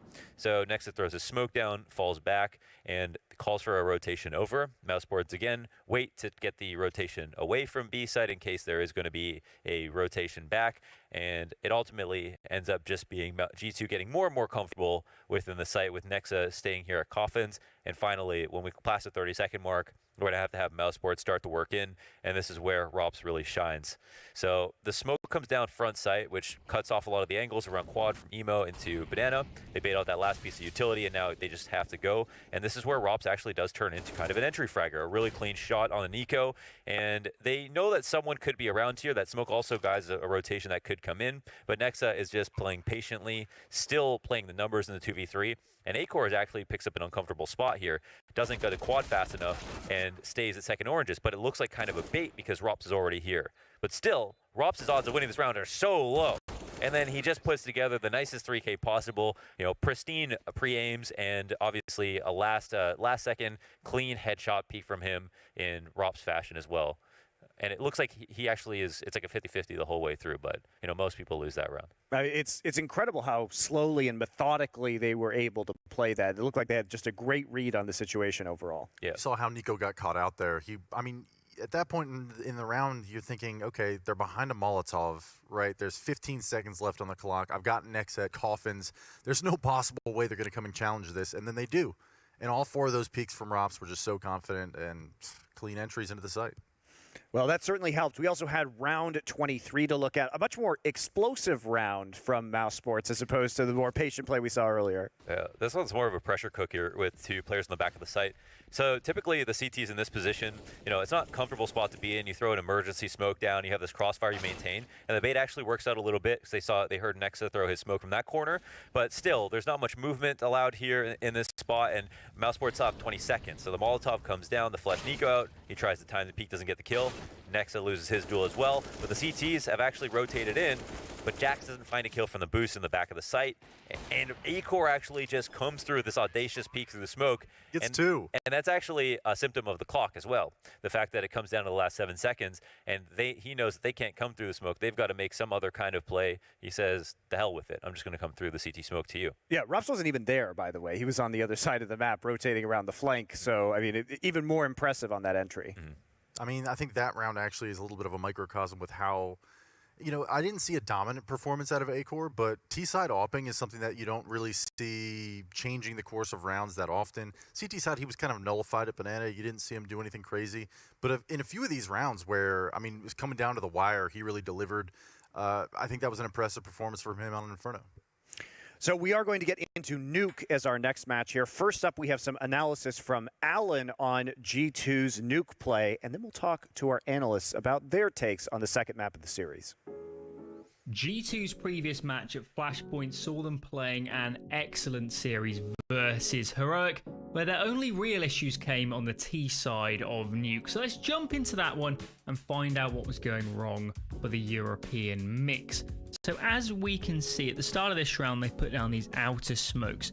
And Nico here is going super fast down here and in towards a secret position, and he makes his way down unscathed. Now jumping onto the lower bomb site, and Nico over here is so fast that he kind of catches Refresh off guard, trying to get his smoke off and takes him down. Now jumping back and onto the upper bomb site towards his ramp position, the G2 players now want to link up with Nico in towards lower by coming down here through ramp. The problem is that Heroic here are playing 2 players on towards his ramp position in Shush and Tezes.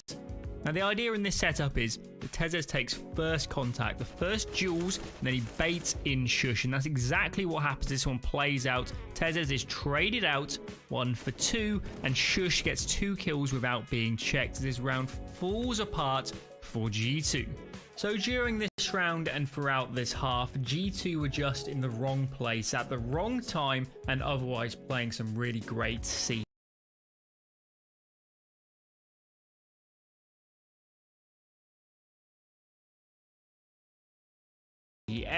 Could we see a similar trend playing out going into this upcoming game versus NIP? Over to you guys on the desk. Well, Launders, you pointed out in our veto that you think that win was particularly impressive because of how strong Heroic is on Nuke, and G2 taking that map was indicative of their prowess on Nuke as well. I do agree with myself for saying that. Nice, good job.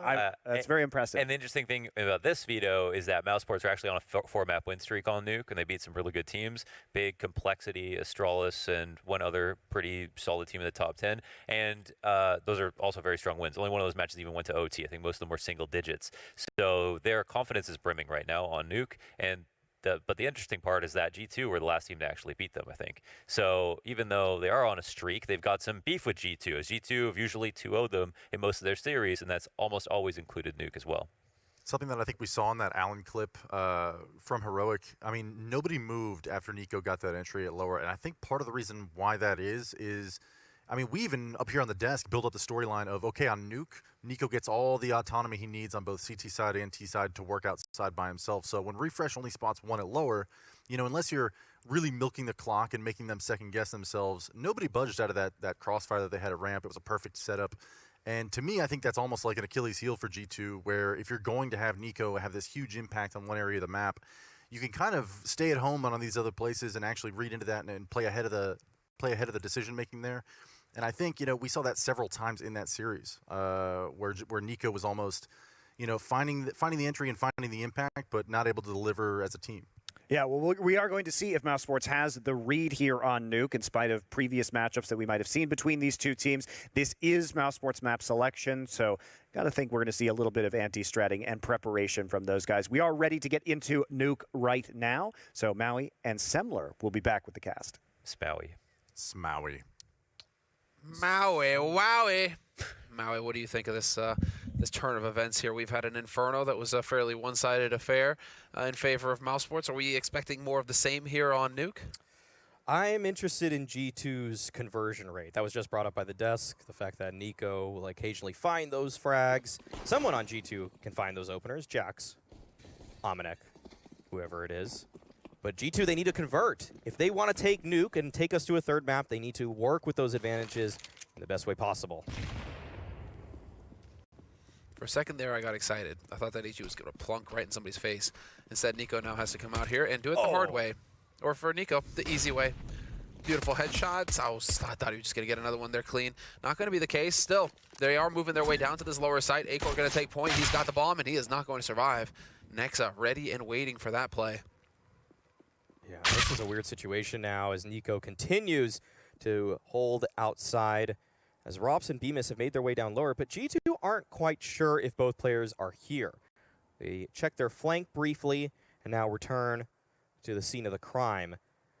As Rops takes his time as well. Still a lot of clock to work with for mousesports, but they do have to get that bomb down. And looks like Rops makes his presence known. Bemis might make a mad dash for the bomb. Oh, is he spotted? I don't know if G2 actually did catch him there. This should be a bomb plant at least. G2 are giving a lot of space on this one, and now that the tap comes out, they decide it's their time to strike. Rops is in a prime position to find a multi-frag. He takes down Nexa, looking for more. Bemis connects and takes down Jax. And G2, they're staggered in their approach right now, which is giving a huge opportunity for mousesports in this round. And all of a sudden, it has turned on its head. It's all up to Hunter at this point. One-on-one versus Bemis. Bemis playing right around that silo. Can Hunter bait him out? No, ring around the Rosie, but Hunter comes out the victor. What a round. How does that play out so closely? It feels like Hunter had control of the situation at the end there, but the fact that mousesports turned the 2-on-4 into a 1-on-1 is ridiculous. G2 playing so carefully, giving mousesports so much room. Not only do they get the bomb plant, but then they get post-plant positions as well. I mean, it feels like they gave mousesports everything they needed to make that a very close round. Yeah, G2 are not doing the best job in some of these late round situations of taking Mouse out of their comfort zone. They are playing it by the book, and you know, when you have that kind of number advantage, it makes sense. Fundamentally speaking, just go in with your 5 versus the 2, but if you give them the plant, give them position, give them all the time in the world, then they're going to pop off in the way that pro players do. That's what we can expect. I mean, right now, I mean, it feels like it's a fight for the high ground. You got to take the high ground, or the high ground will take you. Rops through the smoke, taking Nexa out of the fight already. This is a force buy coming in from mousesports. They got that bomb planted. They got quite a bit of money. And so BMAS has got the AK, Rops with the Galil, decent number of nades. And there's Nico with the peek. HE behind him, and now he's at risk of getting deeged. He has to be careful here. Smoke to buy a little bit of time. Nice tags. Oh, collateral, actually. Ooh. Oh, Hunter throws the nade right at Frozen. No. Okay, Frozen's able to convert. And Jax seems unaware of this possibility. This is so curious, but Jax finds 2. Okay, he's putting up the defense that his team needs, but it's not quite enough. Frozen and Rops have control of the site. Molotov towards Ominek, and Ominek just pushing right out. Goes through, and Rops snipes him from the sky as mousesports even things up 1-1. What are these rounds, my dude? What are these rounds? Mid-air picks, just running battles. It feels like it's just non-stop fighting for 20 seconds at a time here. This was Rops with his initial opening kill. The HE, dude, you take an HE to the head, that's gonna hurt, let alone, you know, it blowing up. What a shot in the end. So a little bit of context here as mousesports just continue to look better and better on the map. 2 close rounds to kick things off, but for mousesports, this has definitely been a very strong map for them. They've taken down Astralis, Big, Complexity, and FaZe. They're on a 4-map win streak right now. And well, the last one against Astralis went to overtime. By no means was it easy, but still. An Astralis scalp on Nuke is it's not a cakewalk. You got to work for that. It's not what it used to be, but it's still it's a solid victory. Let's say it's probably, I mean, it's still Astralis', I think it's Astralis' best map right now after the change, isn't it? I mean, Dupree looks most comfortable with the op on this map at least. It's up there. I think that, and actually Dust 2 has been surprisingly decent for them. But I think they're still trying to find what may be a home map. Wow, I didn't notice this, but G2, they've played against Astralis and Heroic on this map, and they've lost 16-14 each time. Oh, we'll see if history repeats itself. Every time they run into a top team, they just barely miss out on the victory. Now, mousesports have gained a lot of space towards lower. It's just Nico here, but Nico comes up big. 2 kills from him, and Nexus on the flank already. He's able to find Dexter, 2-on-5 situation. Nico keeps on fighting. A 3rd headshot from him. And now Rops, 1 versus 5, looking for a little bit of damage. Nico, he wanted to finish it all by his lonesome, which will give Rops a little taste of blood, but just that little bit. What even is this round, Maui? It's Nico. It's that man right there. I mean, you were talking about on the last map, sometimes you just want to see him with a deagle, and this is exactly why. Pinpoint precision with those shots. The 3rd as well as he jumped down. I think that was off camera when it was happening live, but either way, impressive hold from him, and this is the bout that we wanted going into Nuke. Well, you have the 2 top-rated players in this tournament right now on the server. G2, actually Nico's dropped down to 2nd, but he has more maps played versus Frozen, who's sitting at the very top, but with only 7 maps played. Frozen, I mean, just saying, and also quality of competition has to be taken into account. Nico's been doing it the hard way. So, Nico, I mean, if he decides to pop off now, things are going to get spicy for mousesports. Of course, his team would have loved for that to have happened on their map, pick on Inferno. But, better late than never. That's definitely it, because it's not done yet. There's still Train to come, and if G2 can force Train on mousesports, I think it's going to get very interesting here. Ooh, flash setup. That's what Nico was missing. Spotted him. Oh, yeah. He knows somebody's silo. Knows there's a oh, there it is, dude! Dude, I mean, Nico's, if he wants to wake up, this can get very difficult for mousesports really quickly here. Nico's very comfortable on Nuke as well, especially because he doesn't have to worry about that op anymore. He'll let Ominek take that role, and so he can just focus on the rifle and the control of Yard. I believe that's Hunter getting caught out. No, yes, Hunter getting caught in main, his usual spot.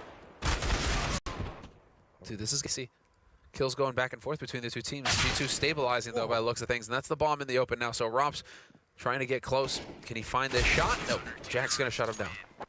That was a cool angle by Jax there, on top of that little yellow door frame. Doohickey. That thing that people Thingamabob. slide down. Yeah, that was cool. Don't really see that spot used all too often. But Nico, he didn't even really have an awful game on Inferno. He led the way for his team with 19 kills and a pretty good HLTV rating. But it's just that we expect so much out of him. We expect him to be the hard carry that he is showing in the first handful of rounds here on Nuke. And like you said, I mean, if he can keep it up, that's when this team is just at its most lethal. But nice nades between Amanek and Nico. That's some good damage early.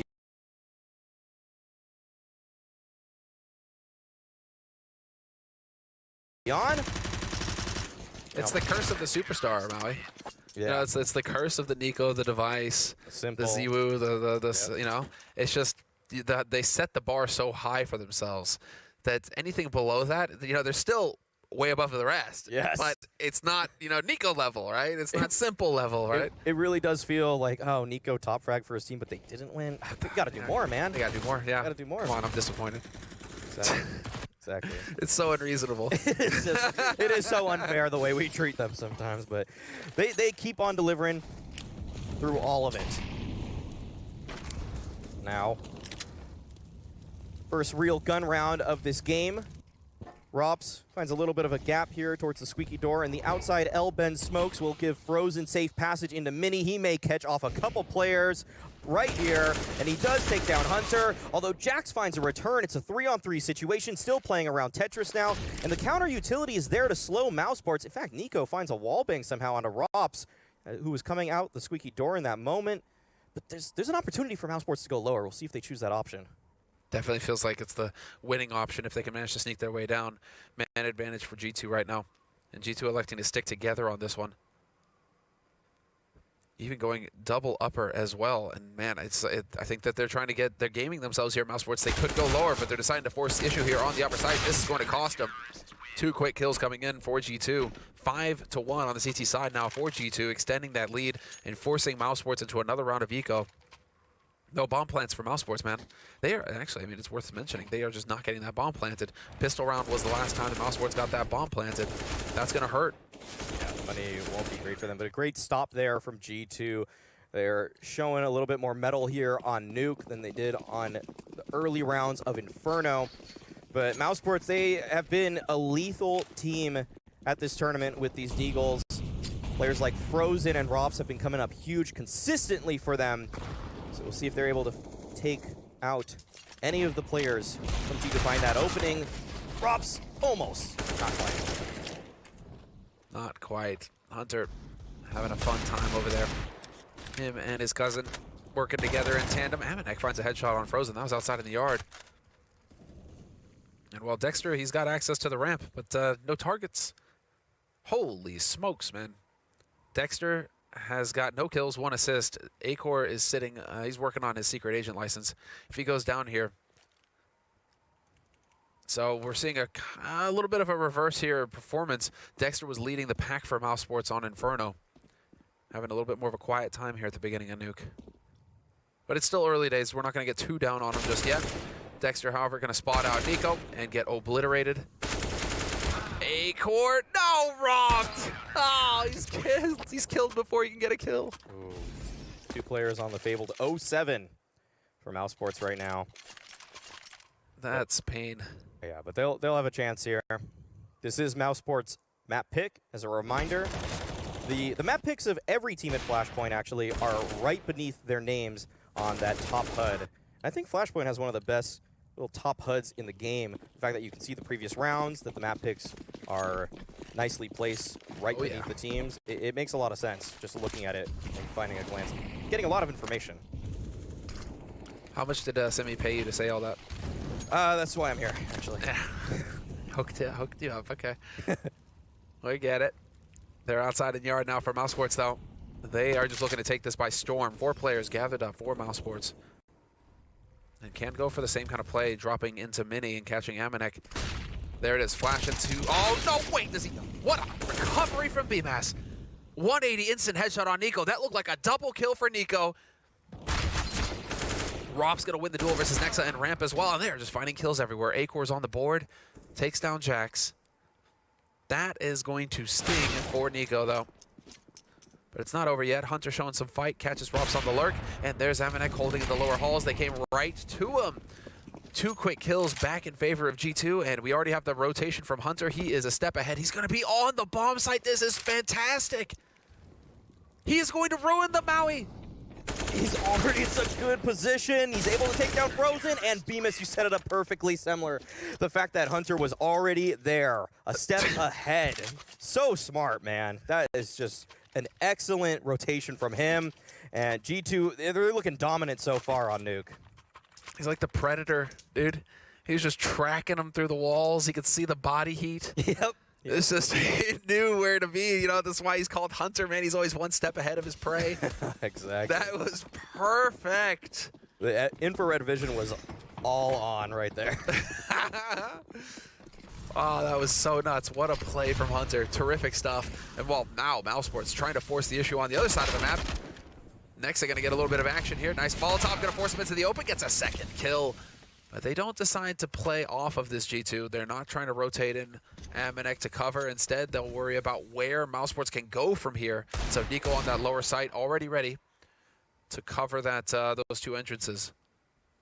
Yeah, Jax has inserted himself deep in the lobby. This should probably be the primary win condition for G2 if mousesports decide to rotate on back. But mousesports haven't made their decision just yet. So Jax is pushing even more. That's pretty surprising. Okay, he does come back now. And he's getting a little antsy. 50 seconds remain, but he finds the timing, takes down Acor. Bemis there with the trade. Hunter, though, the lone defender on the floor at A. And that is where Bemis and Frozen do want to end up. Oh, what a shot from Frozen there. That opens everything up for them. There's a chance now for mousesports to not only get the bomb plant, but the round victory. They've done a fantastic job of setting themselves up for success here. Nico is miles away, only just now rotating up ramp. He has no idea where the second man is. So he's worried about a lurk in lobby, and that is buying valuable time for mousesports. He's only just now made his way into lobby. This is crazy. And not going to find the man holding in Squeak Door. Instead, he's going to walk right up behind him, and it could not have gone better. He's going to catch Frozen looking the wrong way. It's all on BMAS now, 1v2. And BMAS will find the kill on Amanek, but Nico's there to secure the round. 8-1 in favor of G2 on the CT side of Nuke. This is some OG Nuke play right now. It's just feeling like it. A total CD beatdown. Yeah. Nuke definitely become a lot more T-sided over time, but G2 are putting up a formidable defense. They were definitely one of the best teams in the world at Nuke when Kenny S was on the roster. I'd say the form has been a little bit shakier since then. It's going to be tough to replicate what Kenny S was consistently able to output on this map, but they found their stride in this map, or this match, so far. Oh, here we go. We have not seen this aggression yet. That's Amanek actually getting caught. Nico's willing to force it, though. Brings it back to a 4-on-4. So mousesports were ready for that kind of aggression. It wasn't a leg shot either. Well, let's see now. Hunter has decided, you know what, I'm going to hang around here. And that's going to end up costing him. But Nico has not given up yet either. Layers on layers of this defense out in yard. G2 just willing to consistently take this fight. And Nico's still hanging around. Frozen, Dexter, and BMAS about to come and greet him, however. Okay. Looks like mousesports do want to take outside. Nico really slowed them down with those peaks and that Molotov, but they still will commit towards this position. Looks like they'll be able to make their way down secret. And there is a rotation from Jax at this point down the vent. So he'll be able to make an attempt at stopping them. Rops, in typical Rops fashion, just going for the hard lurk on this round. Wants to catch out some kind of proactive play from G2 towards lobby, but that's not where the focus of this round is. It is on Jax here. Swings out, but there are 3 players there to face him, and this is a free lower bomb site. Yeah, terrific.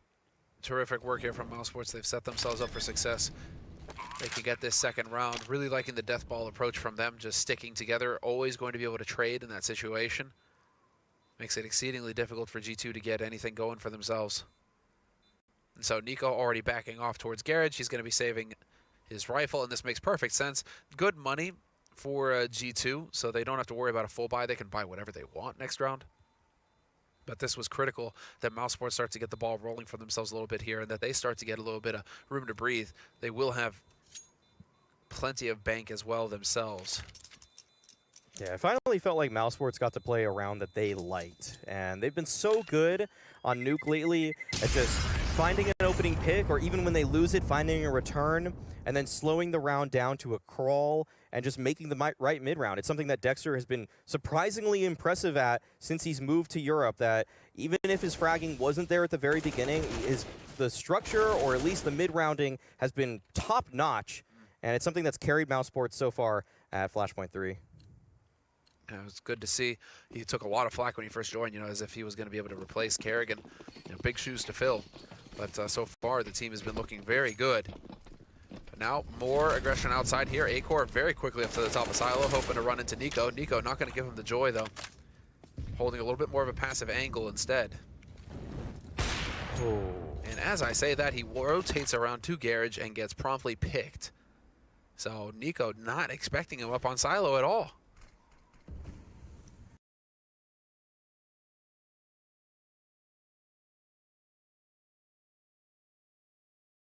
Yeah, that's another big opening for Mouse.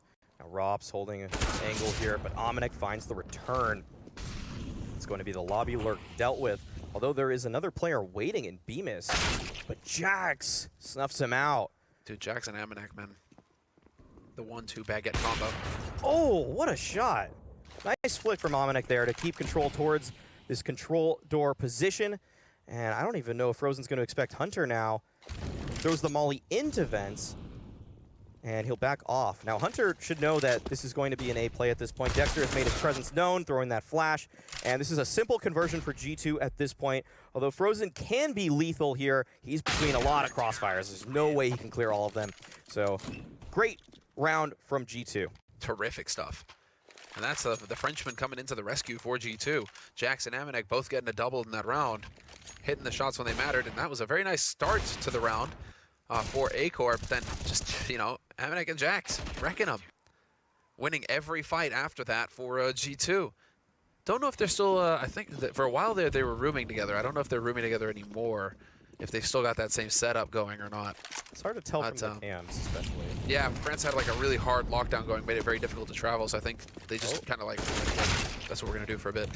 Nico and Ominek starting it off, but Romps is going to bring it back. At least man advantage still for G2, and Nico extending it. 2 kills for him this round. Very quick change of pace from mousesports. Really looking for the fight that time. They did not waste any time at the beginning of the round.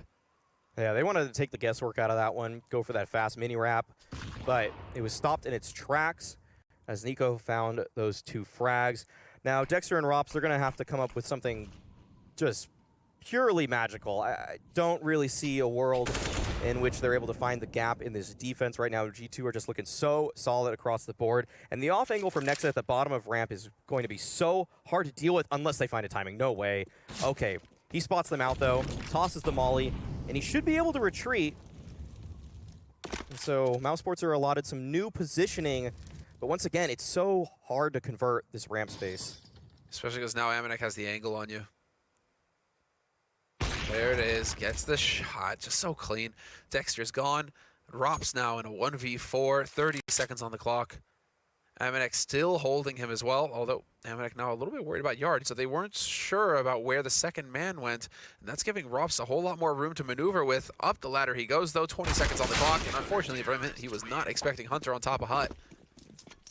So 10-2 on the CT side for G2 here in this first half. This is an excellent scoreline for G2. On the CT side of Nuke, it feels like this isn't something we see every day anymore.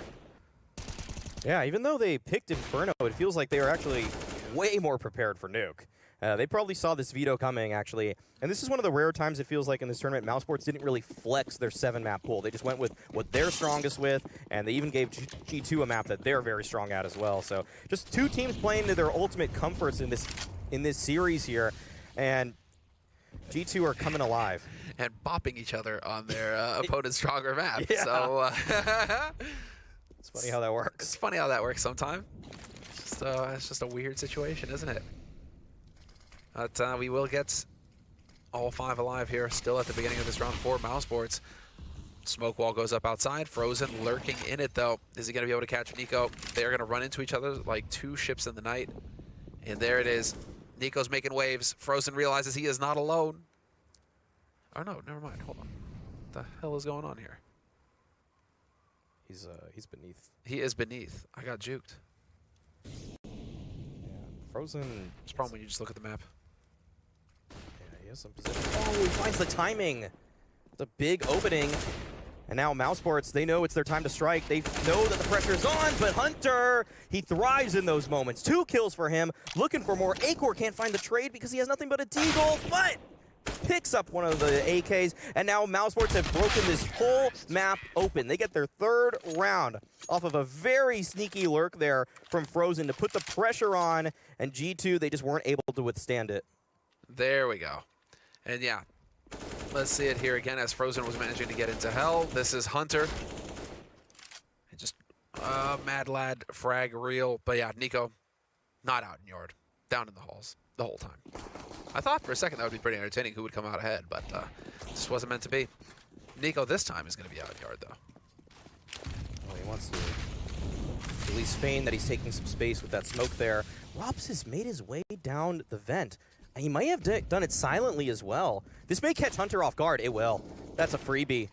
And mousesports once again have the opening kill. Nico finds the equalizer, but this is a lot of space for mousesports in these moments. Yeah, now they're down onto this lower side. They're looking like they want to get there. Amanek is vulnerable.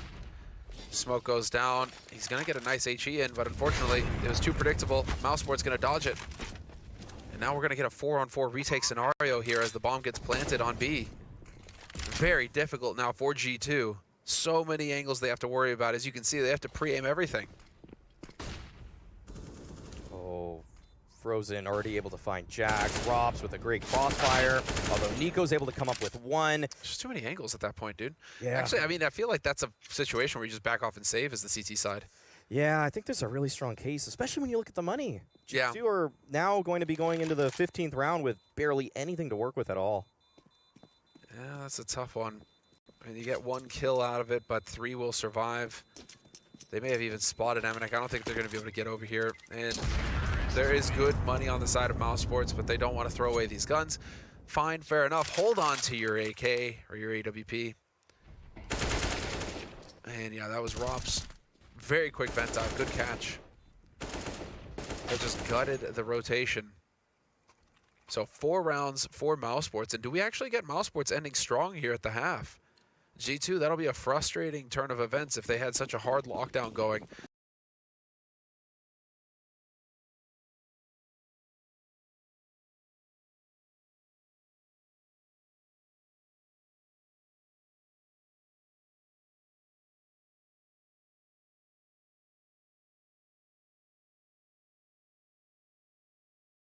To allow mousesports to get a little bit of room to breathe towards the end of this first half.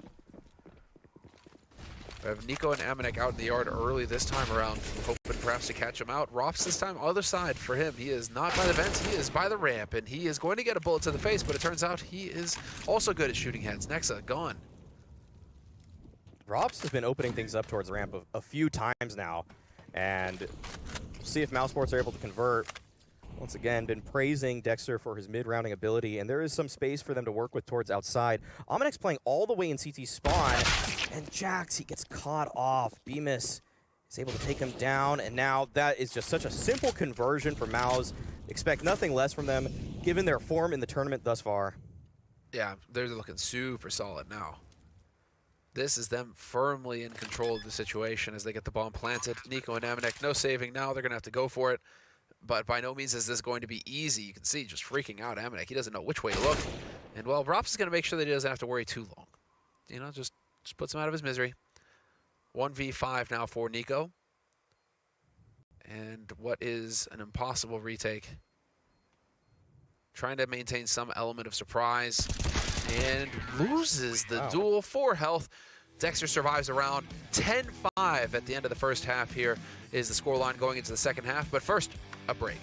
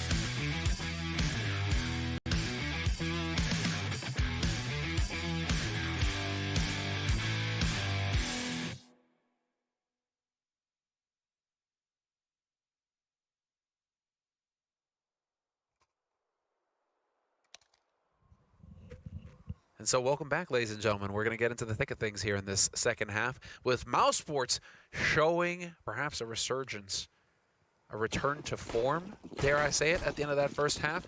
They were looking a little bit dangerous. And so, Maui, do you think that they can do it? Do you think they can run it back here in the second half? Unfortunately, as a G2 predictor, I do think it's possible. We've seen we're G2, all on that ship, aren't we? Yeah, we've seen G2 lose some leads before on Nuke. But so this pistol is vital for them, I'm sure. Frozen, he wants to get into the vent. Oh, does he find a timing? He does.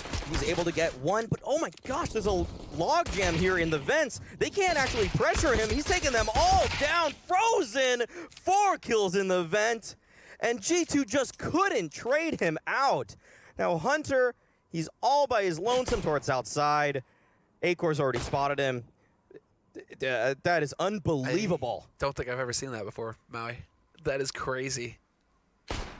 I don't think I have either. I've seen the knife come out. I've seen that. I've seen a couple multi-frags from that. But the full-on log jam, yeah, just facing them all down like that in the vents, he doesn't even believe it. Man, Frozen, this guy, how did he, what is this? What is this? It's so ridiculous. Full-on log jam, that is crazy. And it's all headshots too, even though people are jumping around in the vents, making it so hard for him. He's so on point right now. How did he make that look so doable? How did G2 get into that position? Well, I like that G2 just take the L and run with it because they have gone for a very hard eco here. Yes. Just, you know, Glocks. That is it. We have a bunch of Glocks for G2. So it doesn't get much more simple than this. Acor tries. And this is very patient stuff here from G2. Just kind of, you know, talking life over. Yeah, you know, that hurt. Kind of sucks. Oh, no, wait. Oh. We got a stop call.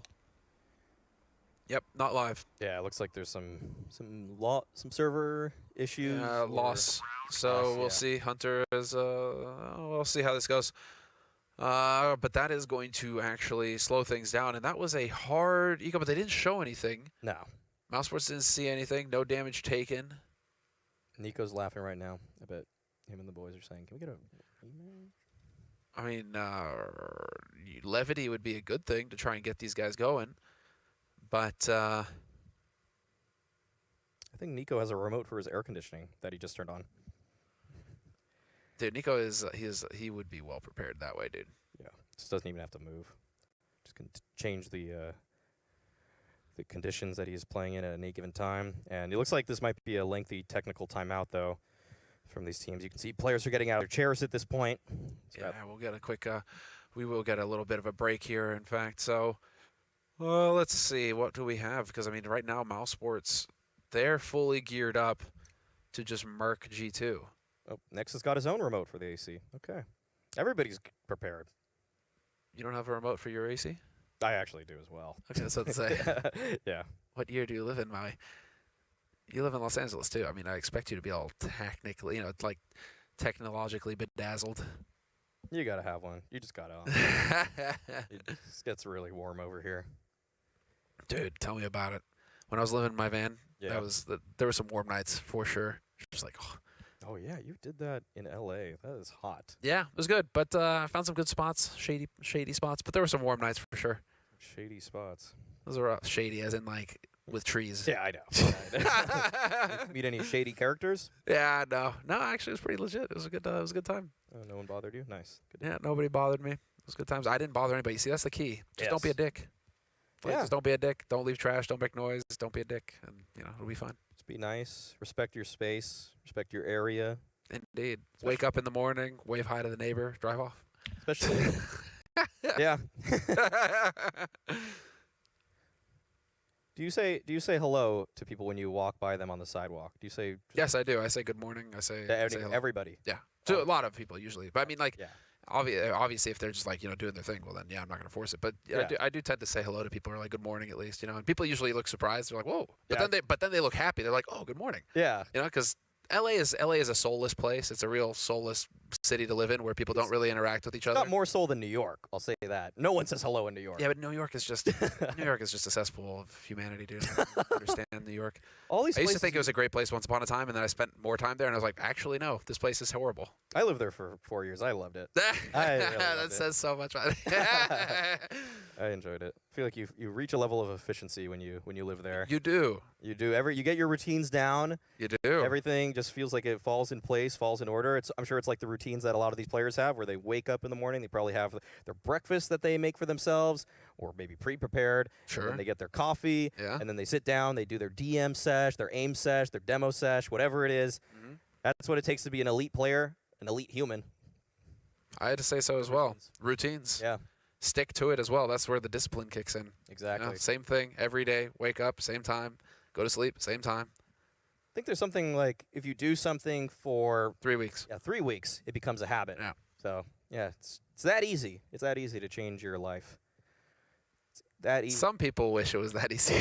I mean, you need the volition to get there, right? You need to start somewhere, and don't just do it. Don't make the excuse of doing it on every Monday. Be like, oh, on Monday I'll do it so that I can start my week like this. Just if you feel like doing it on a Wednesday or a Thursday, just do it because it'll all come together. That's when you know if somebody's in it or not.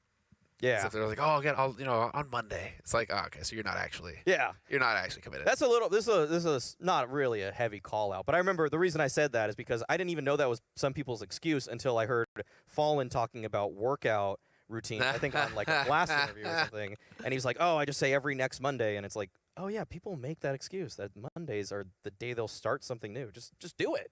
Just take hold of your life." That's funny, actually. You mentioned Fallen because the first person that I think of who. It was Tommy Lurpus, because that would drive him up the wall. He'd just be like, "Why don't you just do it now?" Right, yeah, exactly. Why don't you just start it now? And it always drove him up the wall, and that's why Tommy is an incredibly high achiever, total savage. But he gets after it. I get for some people that it helps, to have a New Year's resolution, for example. Like I can actually get behind it a little bit if it finally gets you to the point where you'll start, but. If that's how you have to kick off everything, then long-term success is going to be difficult if you have to wait till January 1st every time.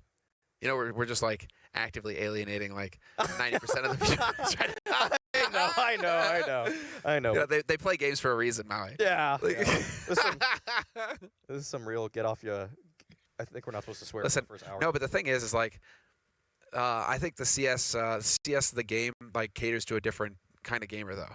Because most of the time I run into CS guys and a lot of them are just getting after it. They're doing other things. Like they're playing CS, don't get me wrong, but then they're also like athletic or they're achievers elsewhere, right? It's not like some of the other weeb games that I've run into where it's just like a different vibe. Yeah, I don't really catch as many people in the CS community just grinding for MMR like other games where they just want to see that number raise or their rank because people kind of moved on from that. It's all about really team success. If you're really striving to be better in this game, you're trying to grind the leagues, grind the qualifiers, like you get these tangible results as opposed to playing solo queue. Like I don't actually hear too many people solo queue nowadays like they used to. In the early days of CS:GO, sure, everybody wants to get global elite, but now it's more about that's definitely the case back then. Get to a DreamHack Open.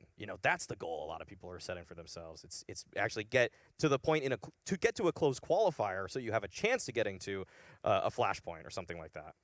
It's possible now with all the online pathways. You get into the leagues, you get in there, you start competing, you find 5 men, you get into it. I mean, it's definitely out there. I mean, we actually had a couple of teams in the mix here. Anonymous comes to mind. Yep. Managing to qualify through that online pathway. Double Pony, Sprout, yeah. Indeed. So really, it's there. It's a possibility. Just got to stick with it and grind.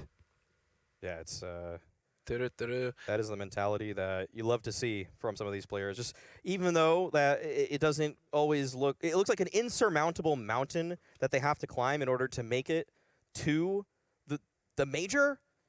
mousesports is actually here through the closed qualifier, as a matter of fact. They topped the closed qualifier. So, and they've already guaranteed a top 3 finish at this tournament. That's sensational. They didn't look at the RMR points and say, oh, that's too many. They just got to it. They went to work. There we go. And now we're going to get into the thick of things once again because it's looking like we're good to go, guys. Match is live. Hunter is back. He has made a return. And we're going to get into the thick of things and see just what this mousesports is capable of. I mean, dude, that is actually an incredible story, Maui. Getting through the qualifiers, and here we are, upper bracket finals, fighting for a spot in the grand finals. That is every team's goal. So, yes, let's get into it. mousesports, they looked really solid coming out of the first half. Last few rounds looked convincingly favored towards Mouse. Now, again, same strategy from G2. Hard eco, nothing but Glocks. Hunter going to make it seem like perhaps there could be some weird shenanigans going on. Going to keep Dexter honest. Yeah, we'll see if G2 are able to burn some utility, maybe find that kill. With 5 Glocks, 1 kill is always really nice. And if you burn all the nades, or a lot of them, that can be a victory of its own. But Frozen is here. He's got a couple kills. He did get dinked in the process, but a clean round from mousesports. They don't even use all their utility. Frozen didn't use a single grenade that round. That is some discipline from him, letting his gun do the talking. That man right there, he has been playing out of his mind for mousesports. Oh, solid. All right, 7 to 10, and let's get into it now. G2, what do you have in store for us, G2? You need to have a statement prepared, ready to go here. This needs to be a solid round from you to get started with your T-side campaign.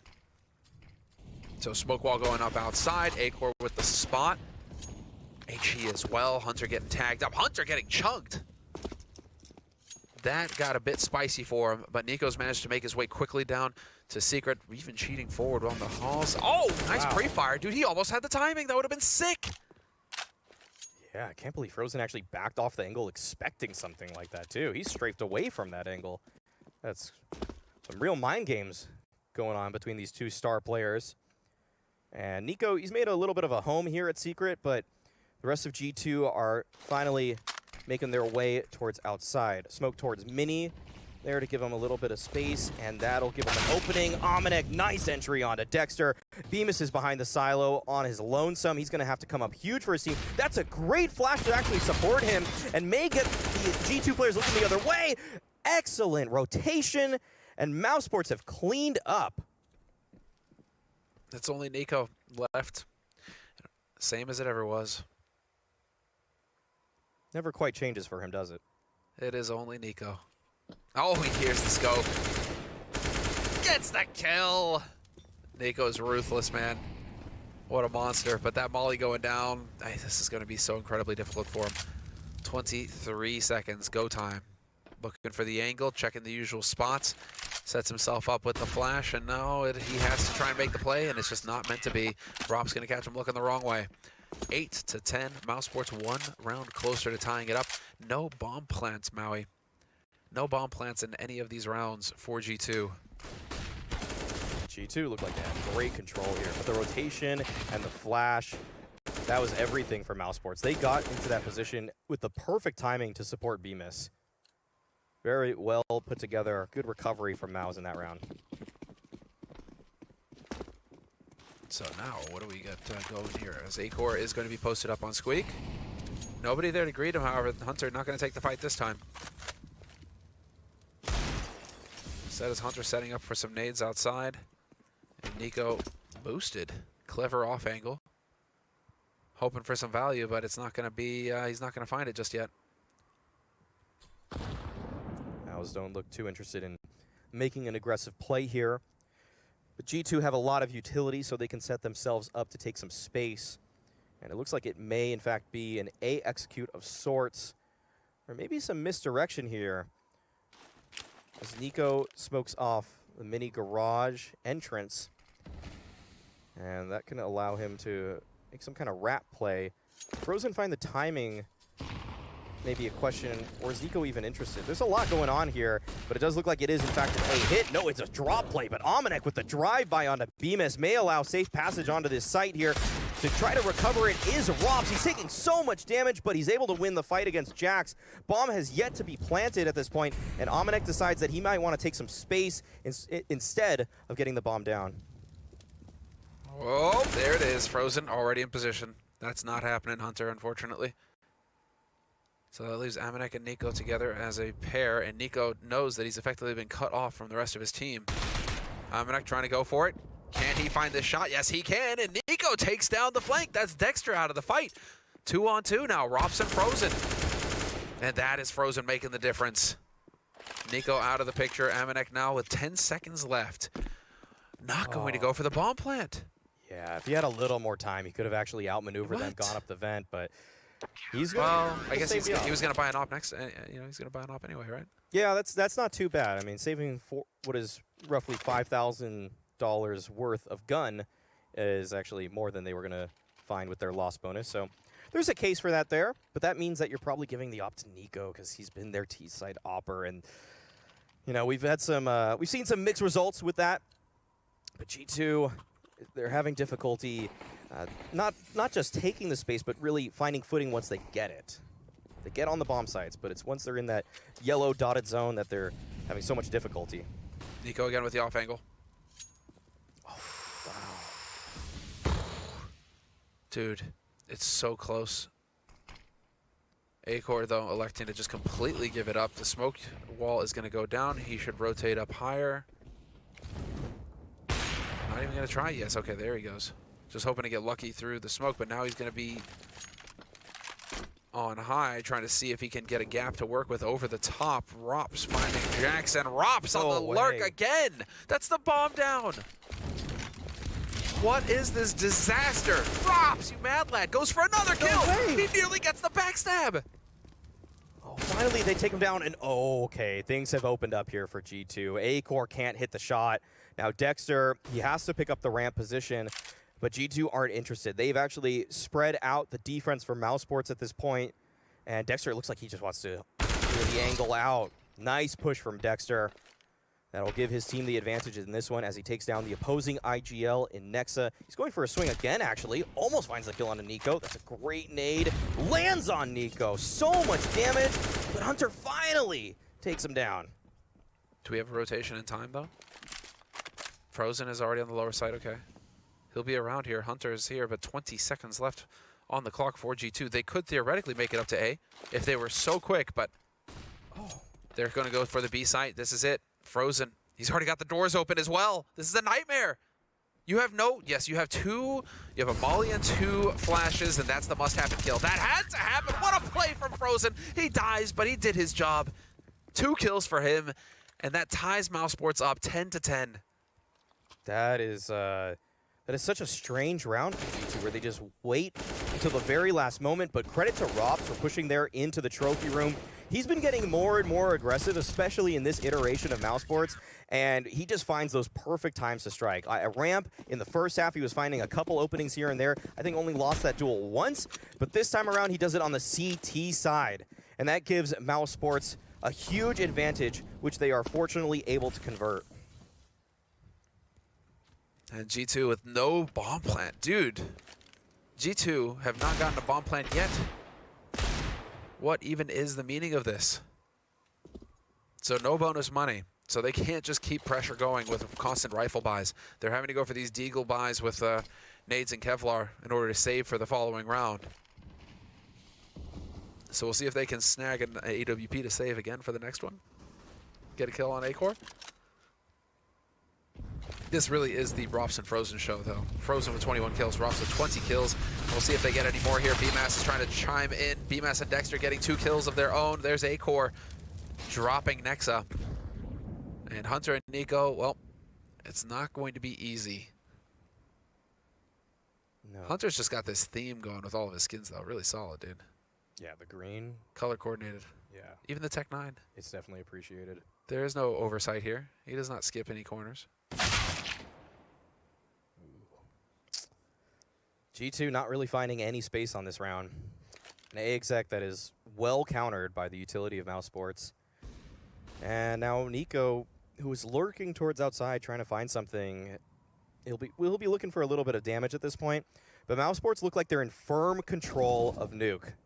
They have yet to drop around here on their CT side, and I think you put it well, similar to the fact is that G2, they're not even finding bomb plants. They take so long in these rounds that when they lose the round, it's generally at the very last second when they're supposed to plant the bomb, and mousesports are able to find the counter. They're able to stop them from even planting the bomb consistently, so that G2, they don't have that extra money. They don't have that buffer zone where at the end of the game, that's going to matter. When you don't have that extra gun round or that extra op, then you're taking away a future opportunity from yourselves. Exactly right. The money, again, just worth mentioning, right? Money is as important as the kills. But this is going to be 11-10 now for mousesports. They've pulled ahead. They've taken the lead on their map pick. Nico, what a fantastic headshot on Frozen. One of the heavy hitters out of the picture. He's only got 4 health, Nico. Hard to cut it any closer than that.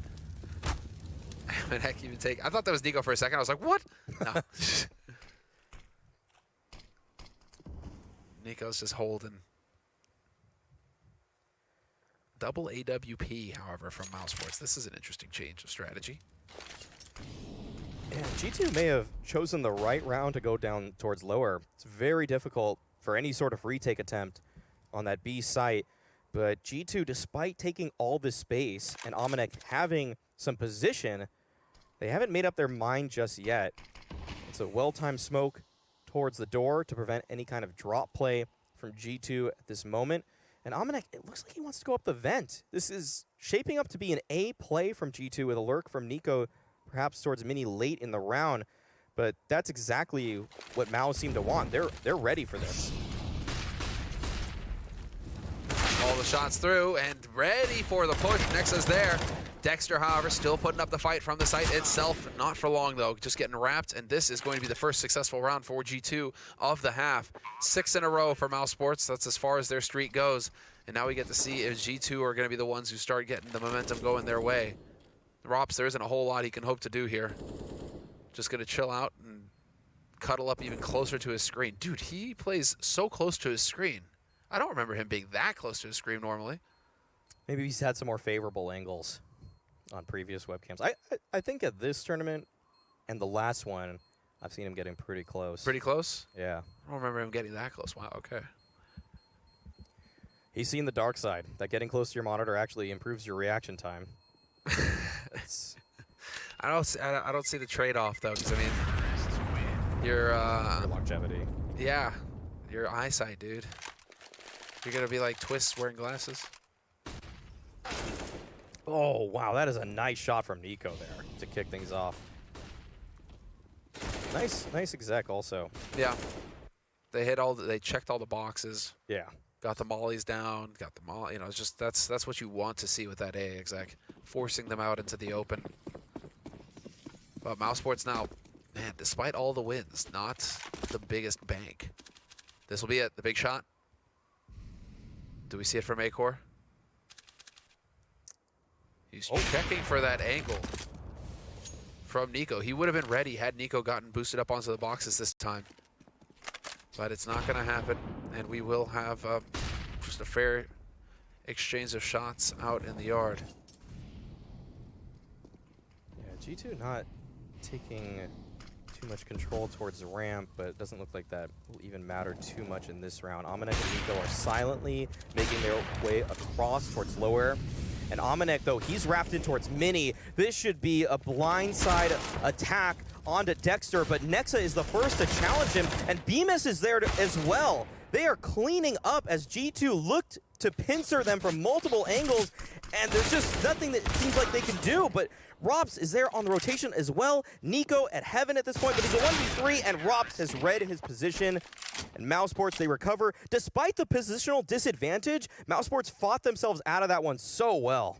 Yeah, you could really see why this is mousesports' map right now. They just seem to be so comfortable holding these upper sites, not giving any room for G2 to work with. BMAS and Dexter, this combo on the upper side has just been working so well. It doesn't feel like G2 are capable of much, and so G2 not able to chain any rounds together, not even able to get a bomb plant in that round. They've had one bomb plant this entire half, and this is going to be a tactical timeout getting called by G2. Who's doing the majority of the talking, though? Yeah, I think they're at maybe a loss for ideas. Looks like Hunter's chiming in with something here. Maybe he's got a read towards his position. He's generally towards lobby, so maybe he thinks that there's some kind of pick to be made on that A site, maybe a slightly drier approach. But now we're into a technical timeout on top of that. And it looks like, can't quite tell what the issue is just yet. We don't know yet. Admins are inquiring. Yeah, but G2 have been really stumped in this half, and mousesports has done an excellent job on those just kind of late round site defenses. When G2 run the clock down, it hasn't been phasing mousesports, whereas other teams sometimes they'll crack under their pressure, they'll maybe make an aggressive play for information there, but mousesports have been just doing a great job feeling comfortable despite the time really working in their favor. It's kind of weird, actually, that sometimes you will see in those late round 20 seconds left a CT make a step that they shouldn't, go for a play that they otherwise don't need to. But I think Gambit has been a team that has shown that just holding your ground is sometimes the best way to solve a slow working team. Wait for them to come to you. Play the clock. I mean, at the end of the day, the G2 have to get the bomb planted. Yes. So that's, I mean, name of the game. And their goals, right? Goals shift as the round progresses, right? CT side is obviously to stop the T side from planting the bomb, but you know where the T side have to go. One of two places on the map. They eventually have to get there within the allotted amount of time. And so your goal then, right, shifts. Once the bomb gets planted, then obviously it's different. Then it just reverts around. We're getting a bit of chatter here between the players, getting something sorted out here real quick. But hopefully that won't take too long and we'll get things squared away. Everybody is on the server. But yeah, one thing is you always have to keep that in mind, right? Eventually, they have to come to you. Okay, we got a match medic in here to revert some kind of game state, it seems like. Just restart this round. Yeah, but looking at the scoreboard really quickly, Robs has definitely come alive in this game. He's on 22 kills now. Frozen, who was the star for mousesports earlier on, still is right there beside him with 21 kills. I wonder if Amanek knows the band M. It's a French singer-songwriter. He's got a very similar hairstyle. Just saying. Yeah, well, maybe if they take this and we get a post-game interview. You can ask him. Yeah. Yeah. If we got Amanek, do you reckon he speaks English? I mean, he must. Yeah, he was on Misfits with Sean Garris and that's a throwback. Devo Devek. That's a throwback. Yeah, where did Devo Devek go? Yeah, that's out there. He ain't here. He ain't walking through that door. Well, maybe we can get an interview with Amanek instead of Nexa. It's always Nexa and Nico, and like maybe we can get Amanek on once. That'd be fun. It'd be nice because he's had to shift his roles constantly to just fit what G2 want. and now it feels like he's actually found great footing with this kind of op roll, sometimes on the rifle. Either way, he's done well. What's interesting is that G2 continue to shift that roll around. It's been Nico opping on this T side. Yeah, we've still sitting here like, it. Yeah, what's going on? You know, is Amanek the op or not? It still feels very weird when it comes to the AWP and G2. They're having it's a complicated relationship. Yeah, speaking of the AWP, though, mousesports' A-Core has had a really rough series, but they're winning despite that. I was about to say, maybe it is kind of a non-factor when you play against a team like mousesports. Yeah. Because then, you know, it's, if it's a bit painful to say, obviously, A-Core, I think this picture really reflects his mood and his performance, right? Yeah. You know, kind of sitting there, slumped down. It's kind of like that meme, you know, just the Is that a portable speaker on the left? I mean, it's... He's jamming. He's jamming in his free time. I need to see more jamming in the Dude, server. this is such a Scandinavian room. Yeah, it's just nothing but black and white and hard edges. I like that you can see some trees outside, though, his window, just barely. Dude, is this frozen? Is he still? Yeah, he is. Oh, yeah, he's just not moving. He's just sitting there. He blinked, okay. He blinked. He's blinking. Yes. It is not just a picture. We're not getting trolled by production. These players are actually just locked in place right now. Well, the thing is, in technical timeouts, they're not supposed to talk. Right. So it can't be used as a tactical timeout. Yeah. We have tactical timeouts for that. Used to be that players would call technical timeouts so that they could have tactical timeouts and use them as tactical timeouts, and then obviously we caught on to that. Looks like they're doing a pretty good job right now of not relaying too much tactical information, which is nice. It's nice to see the rules, you know, upheld or people respecting them. Oh, indeed. Yeah. Well, hopefully this will get squared away. It was looking good for a second there, but now we've had another player drop out.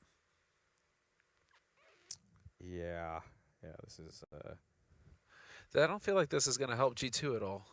No, I feel like this is just G2 stirring with their emotions even longer now. Yeah. Where they feel like they were in control of this game, but now it's starting to... The whole series has felt like it slipped away from them in that they lost their map pick of Inferno, and now, despite the really strong start, they were up 10-2 at one point in this game, and it is 11-12. That is a crazy run for mousesports in this game. They've actually just brought it all the way back. I think mousesports are just looking stronger and stronger, more comfortable. I mean, you got to see those last 3 rounds of that first half. It really felt like, yeesh. Yeah. Like, those were so dominant for mousesports. It was like, oh boy, okay, is this mousesports just, you know, they were waiting, biding their time? And now we get to see them come into control here. That's, yeah, it's been more of the same. Right. It hasn't even been off the back of as many brilliant clutches like on Inferno, where we saw Bemis and Ross coming up big. This has just been mousesports systematically dealing with the problem that is G2. They are top to bottom looking very strong at this point. I mean, not everybody in the server is necessarily fragging for mousesports, but they're staying alive with 2 to 3, 4 players every time, it seems like, in a lot of these victories. Dude, Nico looks pissed right now too, man. Yeah. He can't be pleased. I don't think anybody's happy about the A-Core seriously. delay here. Please just sit up. A-Core is just meditating, actually. He's, you know, he's okay. It's not that bad. He finally You'll get over shifted, this. Finally scratched his You'll head. get over this. You'll perform in finals. You will. One day. Believe in yourself. One day. I mean, it's not done yet. This is the upper bracket final. True. So there's still a grand final. He can, you know, kick it into high gear if they manage to make it through here. Yeah. Similar. I'm curious. Why did you ditch the glasses? Why did I ditch the glasses? Yeah. Because I've had several friends. Because my eyesight isn't that bad. Yeah. I can't see far away, Right. but I can still see up to like a medium range perfectly fine. I'm It's the just. same. You know, if I'm driving and I need to look at the street sign, you know, it's like that's when it gets a bit squiffy. So I need to drive with the glasses. So I've had several friends who just stopped wearing their glasses, similar eyesight to me, like stopped wearing their glasses, and eventually their eyes got better. Oh wow. I think within reason, right? Your eyes are kind of like muscles, right? So you are training your muscles. So if you keep putting on crutches by putting on glasses over and over all the time, right? You're never giving your eyes the chance to get strong again, right? Yeah. So. Because I think it's, you know, from us looking at screens for 10 hours a day, Yeah. you're not looking far away. And so you're not training your eyes to look far away. And so, you know, there's like a method to it. Whatever. Long story short, they stopped wearing their glasses and their eyesight got fine. Got fine again. Okay. So I'm just sitting here thinking, well, I'll give that a shot. Yeah. Kind of fed up with wearing glasses all the time, you know, so it's like, I'm in a similar camp to you where I can see medium distance is just fine, but then it is like actually like reading street signs. Like when I actually take the driver's like renewal test for my ID, I kind of have to squint, but I can pass it. You know? You can pass it. Yeah, I could. I just couldn't quite squeak the pass. Well, they give me a couple guesses. Yeah, they're nice. They were nice in Hawaii. Yeah, yeah, they weren't nice with me. They were just like, no, sir. Okay. I'm like, all right, fine, fair enough. I'll put the glasses on. Okay. Yeah. But yeah, no, but I mean, to be fair, though. That's interesting that their eyesight improves. It makes sense. It makes sense if you think like about it. Yeah. Like it's any muscle, right? Obviously, we're not talking about just some crazy you're blind like NBK eyesight, right? But I mean, within reason, I think it makes perfect sense because they've had similar things in their eyesight. Like they don't wear glasses anymore at all, not even lenses. And I'm just like, oh, okay, I'll give that a shot. And it makes sense if you think about it because we spend so much time training, where all of my muscle pain, my back pain, all that went away as soon like after a year of working with a barbell. Right. So I'm like, well, why can't I do that with my eyes? Yeah, that's something I think we can talk about forever. We could talk way of about the for a barbell. long time. We could talk about barbell medicine, man. Like we could talk about that for a long time. Oh yeah, deadlifts are why I can sit like such a gamer at my chair all day and I feel nothing. I don't even feel it anymore. I feel great. Yeah. I have awful posture at the chair, but because I deadlift, I like I don't even notice. Don't even care. Yeah. No, it's radical, the difference. Squats and deads, guys. Squats and deads. Do them. Don't listen to the people who say, "Oh, but you're gonna hurt your knees" or whatever. Like, don't even. Just get a trainer for the first time. Usually when you sign up to a gym, they'll give you a free training session at almost any gym I've heard of, really. Now we're talking about it. We're standing up, stretching a little bit here. Yeah, we are. We're stretching a little bit. That's yeah. Well, what are we gonna do here? What are we doing? We're not gonna switch servers, are we? Are we gonna switch servers? We might switch servers. Okay. We're looking like we're getting a bit of a discussion here on the server side with the admin and the players. And unfortunately, this isn't something that could have been tested out beforehand, obviously. It seems like this is just something that's cropped up here as the match was live. So, oh, he's rejoined. He has. Okay, Dexter has rejoined the server. Yeah, but he rejoined earlier as well. So yeah, hold we'll on. see. Let's see. Yeah, we'll see. I'm not getting my hopes up. He's good. He says he's good. Saying he's good. Okay. Let's go. Let's go. Thanks, everybody, for being patient. It's looking like we're going to get back into the thick of things here. We got all 10 players on the server. Match has been, the round has been restarted, and we are live. Let's get into it. Everything on the line here, and let's see. That's been a long time for G2 to stew. So we'll see if that has a negative impact on their game or a positive impact. Maybe they just needed to kind of sit and, let the focus come back to them. Yeah. We'll see which team comes out with the mental resilience after a very long pause. Some early smoke sorts outside. G2 still exercising their game plan. Good counter smoke from Acor, but it doesn't look like anybody will actually use that. But it may trick Nico into believing that there is some threat here. No, he just doesn't even care. He's running straight down. He trusts himself in that moment. And Acor misses an opportunity to find an opening kill, but he should be able to tell Frozen that there are, in fact, players now down towards Secret.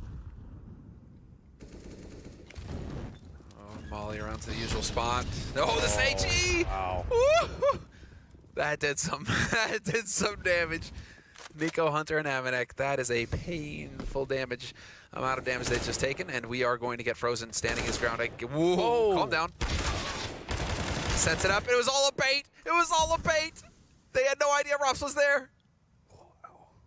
Hunter now, he's been chipped down low from that nade earlier on. Rops is honed in onto his position. And Nexa has to come alive to give Hunter any chance, and he does. That's a kill on a Bemis. Hunter thought it was his time to strike, but that nade from Frozen did so much. I think every kill for mousesports has been a body shot in this round. They don't even have to look for the headshots because that was just so much damage. And now Nexa, they knew that he just got a kill towards A, and they have triangulated his position. All three players from mousesports are right here, and he's looking for something, but he shot right in the back of the head. Oh my God, that was Jurassic Park for a moment there. He sees the gun barrel sticking out, and so Nexa's obviously going to focus on that. And then it was on the side the whole time, Maui. I was in Jurassic World 1 and 2 as an extra. You can see me pretty prominently in the second. What? In the first about 3 minutes of it, I have a really nice close-up of How have we never known this? What are you talking about? I'm sitting next to a legend. That would definitely be you, Sam. That would definitely be you. What is going on here? Somebody need to pull production. Yes, okay, I've got production in my ears already. They're like, we're going to find this. All right, good. We're going to see this for the blind spot later. All right. Sick. 13 to 11. They're trying to confirm which movie now. They're like, wait, which one was it? I don't know. Search up his IMDb. Oh, this is great. All right, cool. Well, a lot of filming does get done in Hawaii. It is pretty much like the hotspot for filming, right? So, I forget Maui sometimes. You know, you're a Hawaiian. Oh yes. Eating those Hawaiian burgers. Into ramp we go, though. This is going to be G2 trying to run down this defense. Rops, yep, he hears the footsteps and decides to back off. Nico with a nice shot onto Dexter, though, to kick things off. Oh, wow. And Nico just wreaking havoc out here. Yeah, he has to do so much heavy lifting in this game. Hunter, he's figured out where Bemis is at this point, so this could be a round conversion for G2. They're doing so much damage here. It's Frozen left by his lonesome. And second bomb plant of the map for G2 in another, what looks to be round victory, although Frozen looks like he'll attempt to fight back in this one. But after a while, he's got to call it off. And because he wasn't gifted anything, that door is closed. There's very few options and possibilities for him in this round. He's going to be saving, and to G2's credit, they have been doing a decent amount of damage. There is not much money left on these mousesports players, so this upcoming round is actually going to be pretty tough for Mouse to scrap together. It's a chance for G2 to finally get into this half in a meaningful way. They're about to win the second round for themselves here. They finished that first half 10-5, it's worth mentioning. So this will go off. Boom. Frozen will save his M4A1, but yeah, not very much money to work with here on the mousesports side. They could get an AWP if Dexter felt like being generous and dropping that to A-Core. But I think what's much more likely is just a half-buy, play around Frozen, and go from there with a couple of nades. Yeah, so this is going to be the eco round here from mousesports. So a glorious opportunity here for G2 to chain some rounds together, to finally start getting some momentum to shift their way. Frozen out in the yard. He has to be careful. There was an opportunity, a window of timing there for Nico to peek on him, but he just barely misses it. And now Frozen has made it down. He's worried about the vent drop. They aren't sure if that happened here, mousesports. And G2 are patient with this one, looking for any kind of push. The outside smokes finally come out. Frozen has been really effective so far at Secret, and that is a chunky nade onto Nico. Again. Frozen is finding so much mileage with these HE grenades, and now the split towards A comes about. Dexter can't find more than a body shot, and this looks like a free sight for the taking as G2 look to even the scoreline 13-13. Solid. Yeah, he's up to 199 utility damage now, Frozen. I think that's pre-grenade. That's going to be updated after the round. That'll be updated after the round. But that's against Nico with 339, Ooh. Hunter with 326. Between the two of them, Kovac and Kovac do not mess around. Frozen looking like he's going to be able to survive at least a little while longer. G2 do not have mountains of cash, so hunting too hard here, not the biggest fan of that idea. It's looking like Rops is going to go back off, and if they can save this AK and M4 combo, this is actually looking pretty good for them going into the next round here, mousesports. And G2 looks like they're going to just let them have it as well. Yeah, keeping 4 alive means that they'll at least have another gun round. G2, that is, moving forward. So they weigh the possibilities, the likely outcomes, and I think both teams right now just want to give themselves the most opportunities to close this game out. 13-13. It's heating up, Sam. You'll love to see it, Maui. If G2 had gone down, you know, with a whimper in the second half, I think a lot of us would have been disappointed. But here we're seeing a bit more of a roar coming out of them. They're showing some fight. They were not going to take it lying down. HE again here from Frozen. He's going to run right into Nico. This time around, Nico's able to dodge the damage, though. It's a fast A play, though. Bemis, he's at the Mustang position, but can only get one. Great entries, although Dexter is there to recover on top of the hut. Now Acor, it's his time to come alive. He's dropped onto the site at this point, and Hunter has no idea, but Hunter might avoid the problem entirely. He makes his way down vent silently, actually throws a smoke to block off Mini, and at this point, I think mousesports are aware of his position. No, they're still clearing things out. They're not quite sure just yet. And Hunter, as soon as he opens this door, mousesports should be hot on his heels, but they're silent about it. They're not going to tell him just yet that they are coming down, and that might just get the better of him. It does. Rops, he's so patient in those kinds of moments, recognizes that information is on his side, and because of that, he's able to find that kill, and mousesports are able to find a 14th. It must be nice having the element of surprise on your side. That's what it's all about, maintaining that as long as possible. And that is so good. That is exactly what you expect to see from Rops, who is just so excited. You know, Acor, he's just like, I don't, there's so many nades. I get to pick all of them. Cool. HE's everything. Full set of nades for him. That is a very nice save. That puts Rops at 26 kills, topping the scoreboard on the map. Nico's behind him at 25. So very close, neck and neck right now between the two heavy hitters for these teams. That's what you like to see, the star power in full effect right now. Yep. And right behind Rops, Frozen sitting at 24. And G2, they are going for a tactical timeout now. This is, I think, this is the first one that they've actually used this game, surprisingly enough. Get out. Yeah, they got 3 left, so. Wow, okay. I guess all the technicals, you know. Yeah, it just felt like just it. messes with your head. Right. That is actually shocking that this is the first one. Well, I mean, if you're ever going to call one, now's the time. You're trying to keep mousesports off of match point. It's a make or break round for G2 here. Ooh, and look at this from mousesports, man. They go for the double AWP again here. So Rops has had a lot of success with the rifle and the flanks, but he is going to just lock down this ramp area with this AWP. Early spam towards door, and Bemis gets the better of Nexa, who is trying to sneak on out. It's another fast play towards A, and Bemis and Dexter are here to stop everything. Hunter swings out late, but mousesports are flawless in this round thus far. Nico's made his way down vent, but there's nothing for him to do here, and it seems like Acor even knows that he is at this position. And this is just a desperate attempt from Nico at this point. He's looking for the spam while on the ladder. mousesports know everything they need to in this round. The bomb is at their feet on the A bomb site, and that's going to be it. 5 alive. mousesports, after the tactical timeout from G2, just swallow them up. Just a brick wall. G2 just ran headfirst into a wall, and it turns out that it just wasn't going anywhere. BMAS was ready for it. That Molotov in the hut as well just completely split that team up. The whole tempo was thrown off for G2. They had to walk out, and once the Molotov's clear, mousesports are more than ready for it. So they didn't even get to see Rops' second op. Rops was like, hey, I wanted to be a part of it. Nope, no fun allowed. Out to yard once again. Frozen ready for it. Nico gonna catch Acor, so that's 1 early kill already. Little do they know, however, Frozen has also made his way out here. And making use of that smoke as well to close the angle off. There was a chance for Hunter to spot him, but now Frozen, he's got the element of surprise on his side. So this is how you would play it. Frozen just playing super passively now.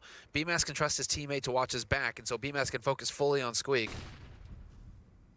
And you're leaving Secret open, and that's going to be the one concern that they can walk by. Because Dexter and Rops are not in a position to spot yard. Yeah, it looks like G2 will methodically... Oh, Rops is rotated up. Oh, yeah, this is an opportunity. Oh, they're going to go into the meat grinder. Frozen's here. Rops as well. G2, despite the man advantage, have given it all up. Nico just floundering now at the side of Mini as these flashes are peppering him. There's nothing he can even do at that point as Jackson Omenek, in what may be the final round for G2 in this series, try to put the pieces together. And they've got a tall task ahead of them here. It's going to be so difficult. 2v4, stuck, limited utility, no smokes to create room. Omenek trying to do what he can to draw an attention to himself, but it's just not going to happen. Jax has now worked his way out onto the upper site. He knows that somebody's playing from main. Could find the headshot here. Rops is taking his teammate out of the picture. That's the bomb down, and there it is. Done and dusted. mousesports stand tall at the end of the second map. 2-0, keeping the streak alive. They have not dropped a map yet this tournament. What a fantastic performance from them. Rops again with a star performance himself here on this last map. I mean, all in all, mousesports making a name for themselves once more. This is so impressive for mousesports. Not only do they trump G2 on G2's map pick, they bring it all the way back on Nuke. When there was finally some adversity thrown at mousesports, they held their ground. What a terrific job from them. And well, G2 back to the drawing board for them. They're not done yet this tournament though, guys. It is definitely worth mentioning this is a double elimination format, triple as well sometimes, depending on where you're at in it. But this means that G2 will drop down to the lower bracket final, and they'll be waiting to go up against, well, one of the teams from our next match today, Heroic or Ninjas in Pajamas. We'll be going up against them. And so Heroic versus Ninjas Pajamas, that's going to be our next match. But first, we need to hear from the analysts, and I think we're going to throw to a quick break before we get to hear from them. So we'll be right back.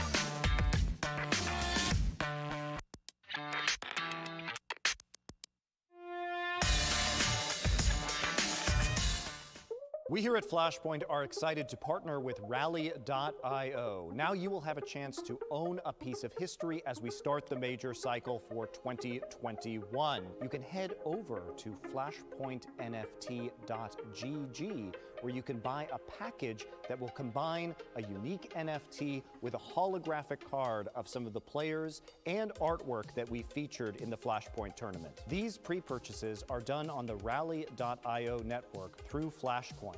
Simply hit the link and you'll be guided through the purchase process for the combination NFT and collectible holographic card of your choice. Here's a sample of what our NFTs look like. Sexy parallaxing on the player, featured as a high-res MP4 and dark, ominous soundscape, so you can lose yourself in pixelized CSGO player glory.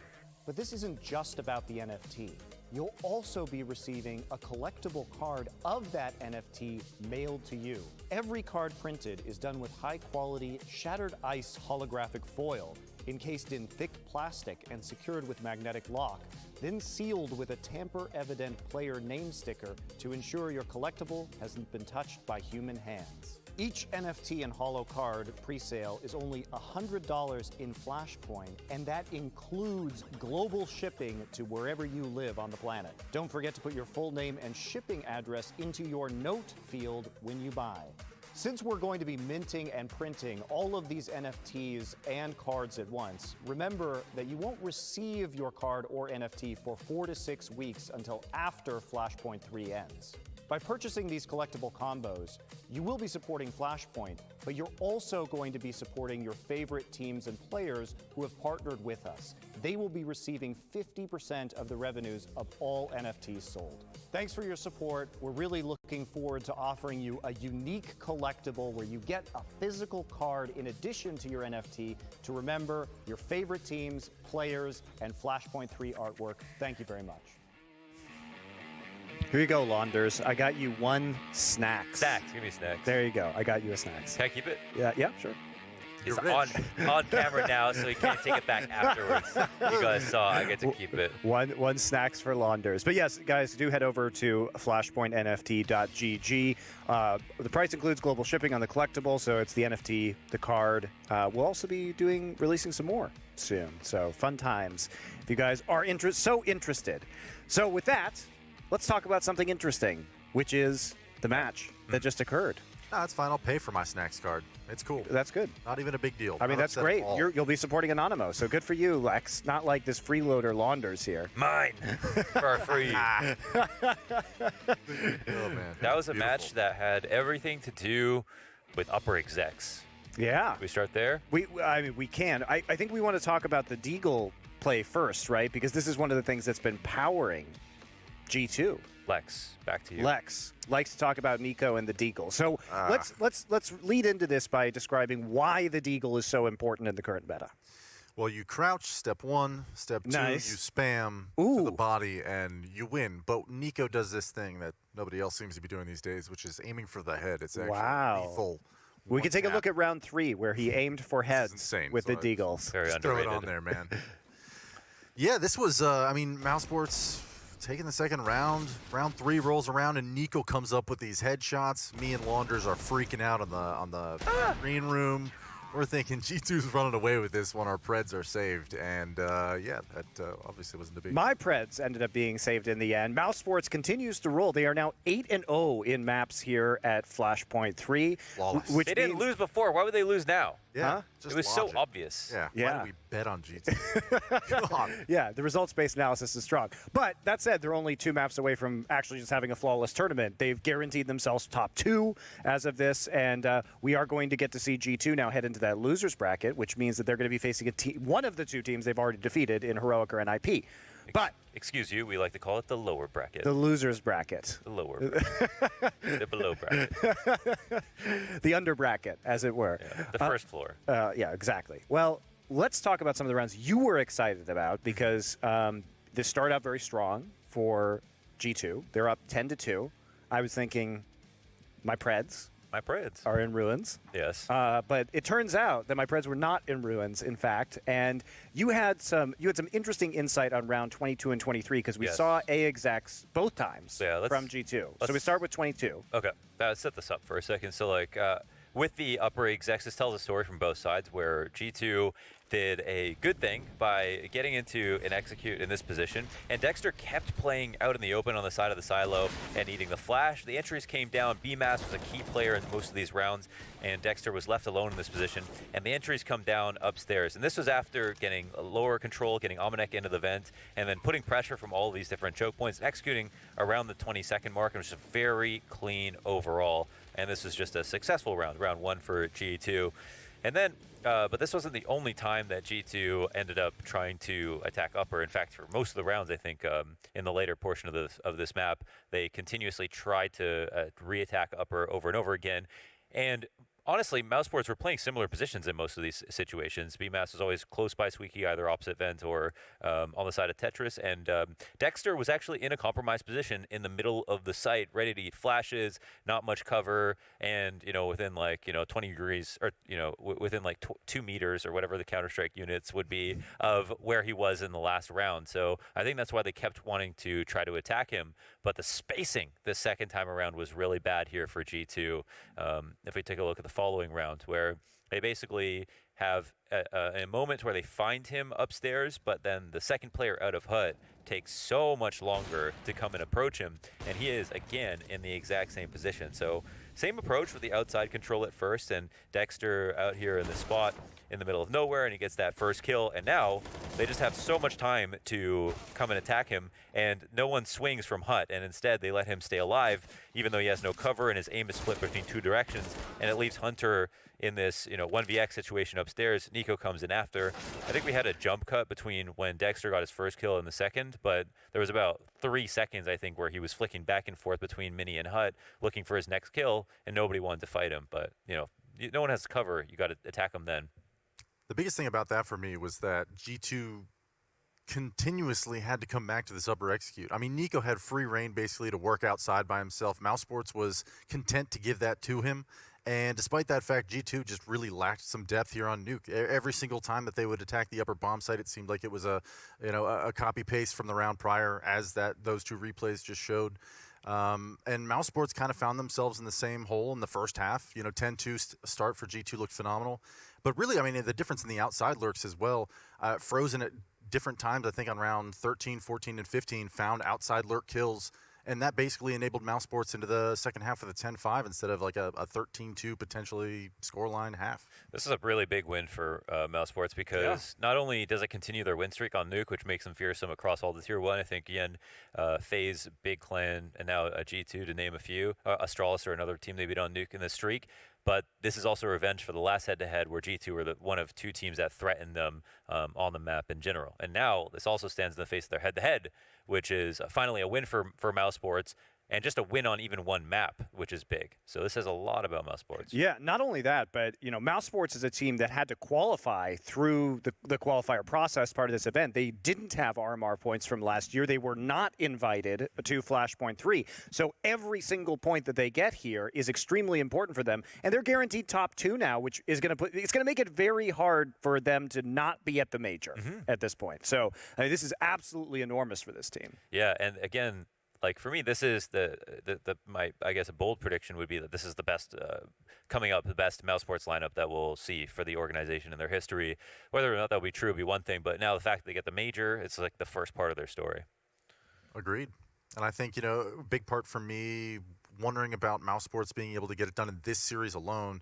I mean, Nuke really didn't seem like it was a strong map for G2 the other day, despite the fact that they pressed Heroic so hard. And I feel like the individual performances on their T side bailed them out. And I think you didn't have that here today. And obviously, you only getting 2 rounds on the T side here. That is not good enough, especially against mousesports. I think what's really impressive to me is that this mousesports team is able to come back and get into these maps. And it's like they're not willing to give up. They're not willing to go to the next match. Like they're able to play from behind. They're able to change their reads and work out how they're going to win. Yeah. And make the comebacks real. I mean, like I said, in the first half, they called attack at round 12 or something like that. Totally changed up the way that they were working outside. And a key player for me was Frozen. I think he was fragging really hard throughout that game, but throughout this tournament, throughout the tournament, he's one of the top-rated players. But I mean, just sometimes your impact as a player is somewhat limited. You're stuck in situations where you're forced to trade, or maybe you get some trash alert kills late in the round if you're that outside player. But Frozen was the guy who was, riding point, sneaking basically all the way into hell 2-3 different times. Amanek getting caught out, Nico getting caught out. That kind of stuff is the stuff of, the marks of a great player being able to change up styles like that. He's one of the best players right now, period. He is, I think, the #1 rated player at this event. Yes, he is. And definitely one of the best Nuke players, visibly, stats aside. And I think he's He's basically just right behind Rops in terms of like how elite he is on this roster right now, most reliable. As we've watched Frozen throughout this event, it's not only his decision making that you guys are talking about on Nuke that was very impressive, but just his reaction times have been crazy. I mean, how fast he can react to somebody coming around a corner is nuts. Yeah, I think it's like really just he's just has good awareness of where the fights are going to come from, and that can spike your reaction time as well, where, if you're playing versus a player who just has good reactions, then they always look lost, but Frozen just very calmly is always looking in the right direction, plus the fact that he's super fast makes things really hard for his opponents. I'm curious what you guys think about him, because he's obviously not a new player, but is this a new level to his form that you feel like you haven't seen before? He's getting better every year. So I think 2020 he did dip to all-time lows in terms of stats for his career, but so did a lot of tier 1 players. 2020 was a very tough year for everyone, so there's a very consistent graph where around like that September mark, I think, where it was just too much in 2020. But since then, he's bounced back really heavily. He's recovered his stats. His upswing is actually unbelievable between September of 2020 and now, and he is visibly, clearly a better player. Train's getting removed. I'd say he was one of the best ladder players in the game. Now on Nuke, he's one of the best Nuke players in the game that I've seen. He's definitely becoming like top tier in almost every position. All right, well, we do have an interview with our winners here. It will be Acor joining us from mousesports, so far undefeated here at Flashpoint, heading potentially towards his second Flashpoint title. Welcome, Acor. Thank you. So, Acor, I want to start off. How has it been moving from a Danish-speaking roster into an international roster for you? It hasn't been that much of a problem for me. We tried it once with Mad Lions, and when we got Innocent. Yep. Of course, it's a big change, but I feel like it's been a fast we call it like a fast change for me. Fast, like getting used to it fast. On this in this matchup, you guys have had trouble in the head-to-head versus G2 historically. Were you scared? How's your confidence level coming into the game? My own confidence wasn't that great, to be honest. But like the last couple of times we played G2 has been when we played 4 BO3s a day. So I don't think we've had a fair fights against them. So I think this result shows the real result we should have had. And an individual level, did you have you didn't have your best series ever? Did you have struggles with how they Probably were playing? The worst series. Worst series, didn't feel good about it. Was there any specific reason? I'm not sure. Don't know what happened. We'll have to rewatch the games and see what happened. Because I definitely wasn't hitting my shots, and I wasn't in the positions I wanted to be. So yeah. Acor, we had Dexter on here the other day, and I asked him quite a few questions about IGLing from his perspective and what it's like coming into the lineup. From your point of view, IGL steps into the scene. How is Dexter as a leader, and how do you think the team is kind of doing in terms of fitting into his playstyle? I think we've all really we were all listening to Dexter, and we're just doing what he says, and he's working a lot. He's working a lot, putting a lot of work into it, and with the help of Meta, Tor, just they're putting a lot of work into it, and we're all believing in it. So, what's the most? Sorry, I just kind of started speaking before you were done. I'm so sorry. I'll keep going. Okay, what's the most Australian thing that he says in Counter-Strike? Does he call things Diggity or Bruce by any chance? We heard Diggity in the start, but we still hear some Aussie calls still, like overpass short. He tried to call a fake an overpass at some point, and he said go up short, but which is the other short on banana. So it's a bit confusing sometimes. So but we all know what he means. Nice. So you guys have yet to drop even a single map at Flashpoint. Has this exceeded your expectations? Because you guys have been, the sensation of this tournament so far. I felt coming into the tournament we were at a real good point in our team. So I don't feel like it's a surprise coming knowing what happens in our team. So yeah. Before Flashpoint started, where did you think your biggest point of improvement was that was going to allow you to challenge for first place? I think that we're getting all the small strats, like all the details in our strats and like our gameplay, like getting all the details down to like a point where we all know what's going on and we know everything. We just do it. It's kind of like not autopilot, but like you know all the strats, like we know everything. And Muscle memory. When we're all comfortable with it, then yeah, that's. I have a lot of people ask me, people when they come into my stream, they'll ask me about operas with good movement, and your name always comes up. But I've talked to you about this. Can you just clear this up for everybody? You haven't played any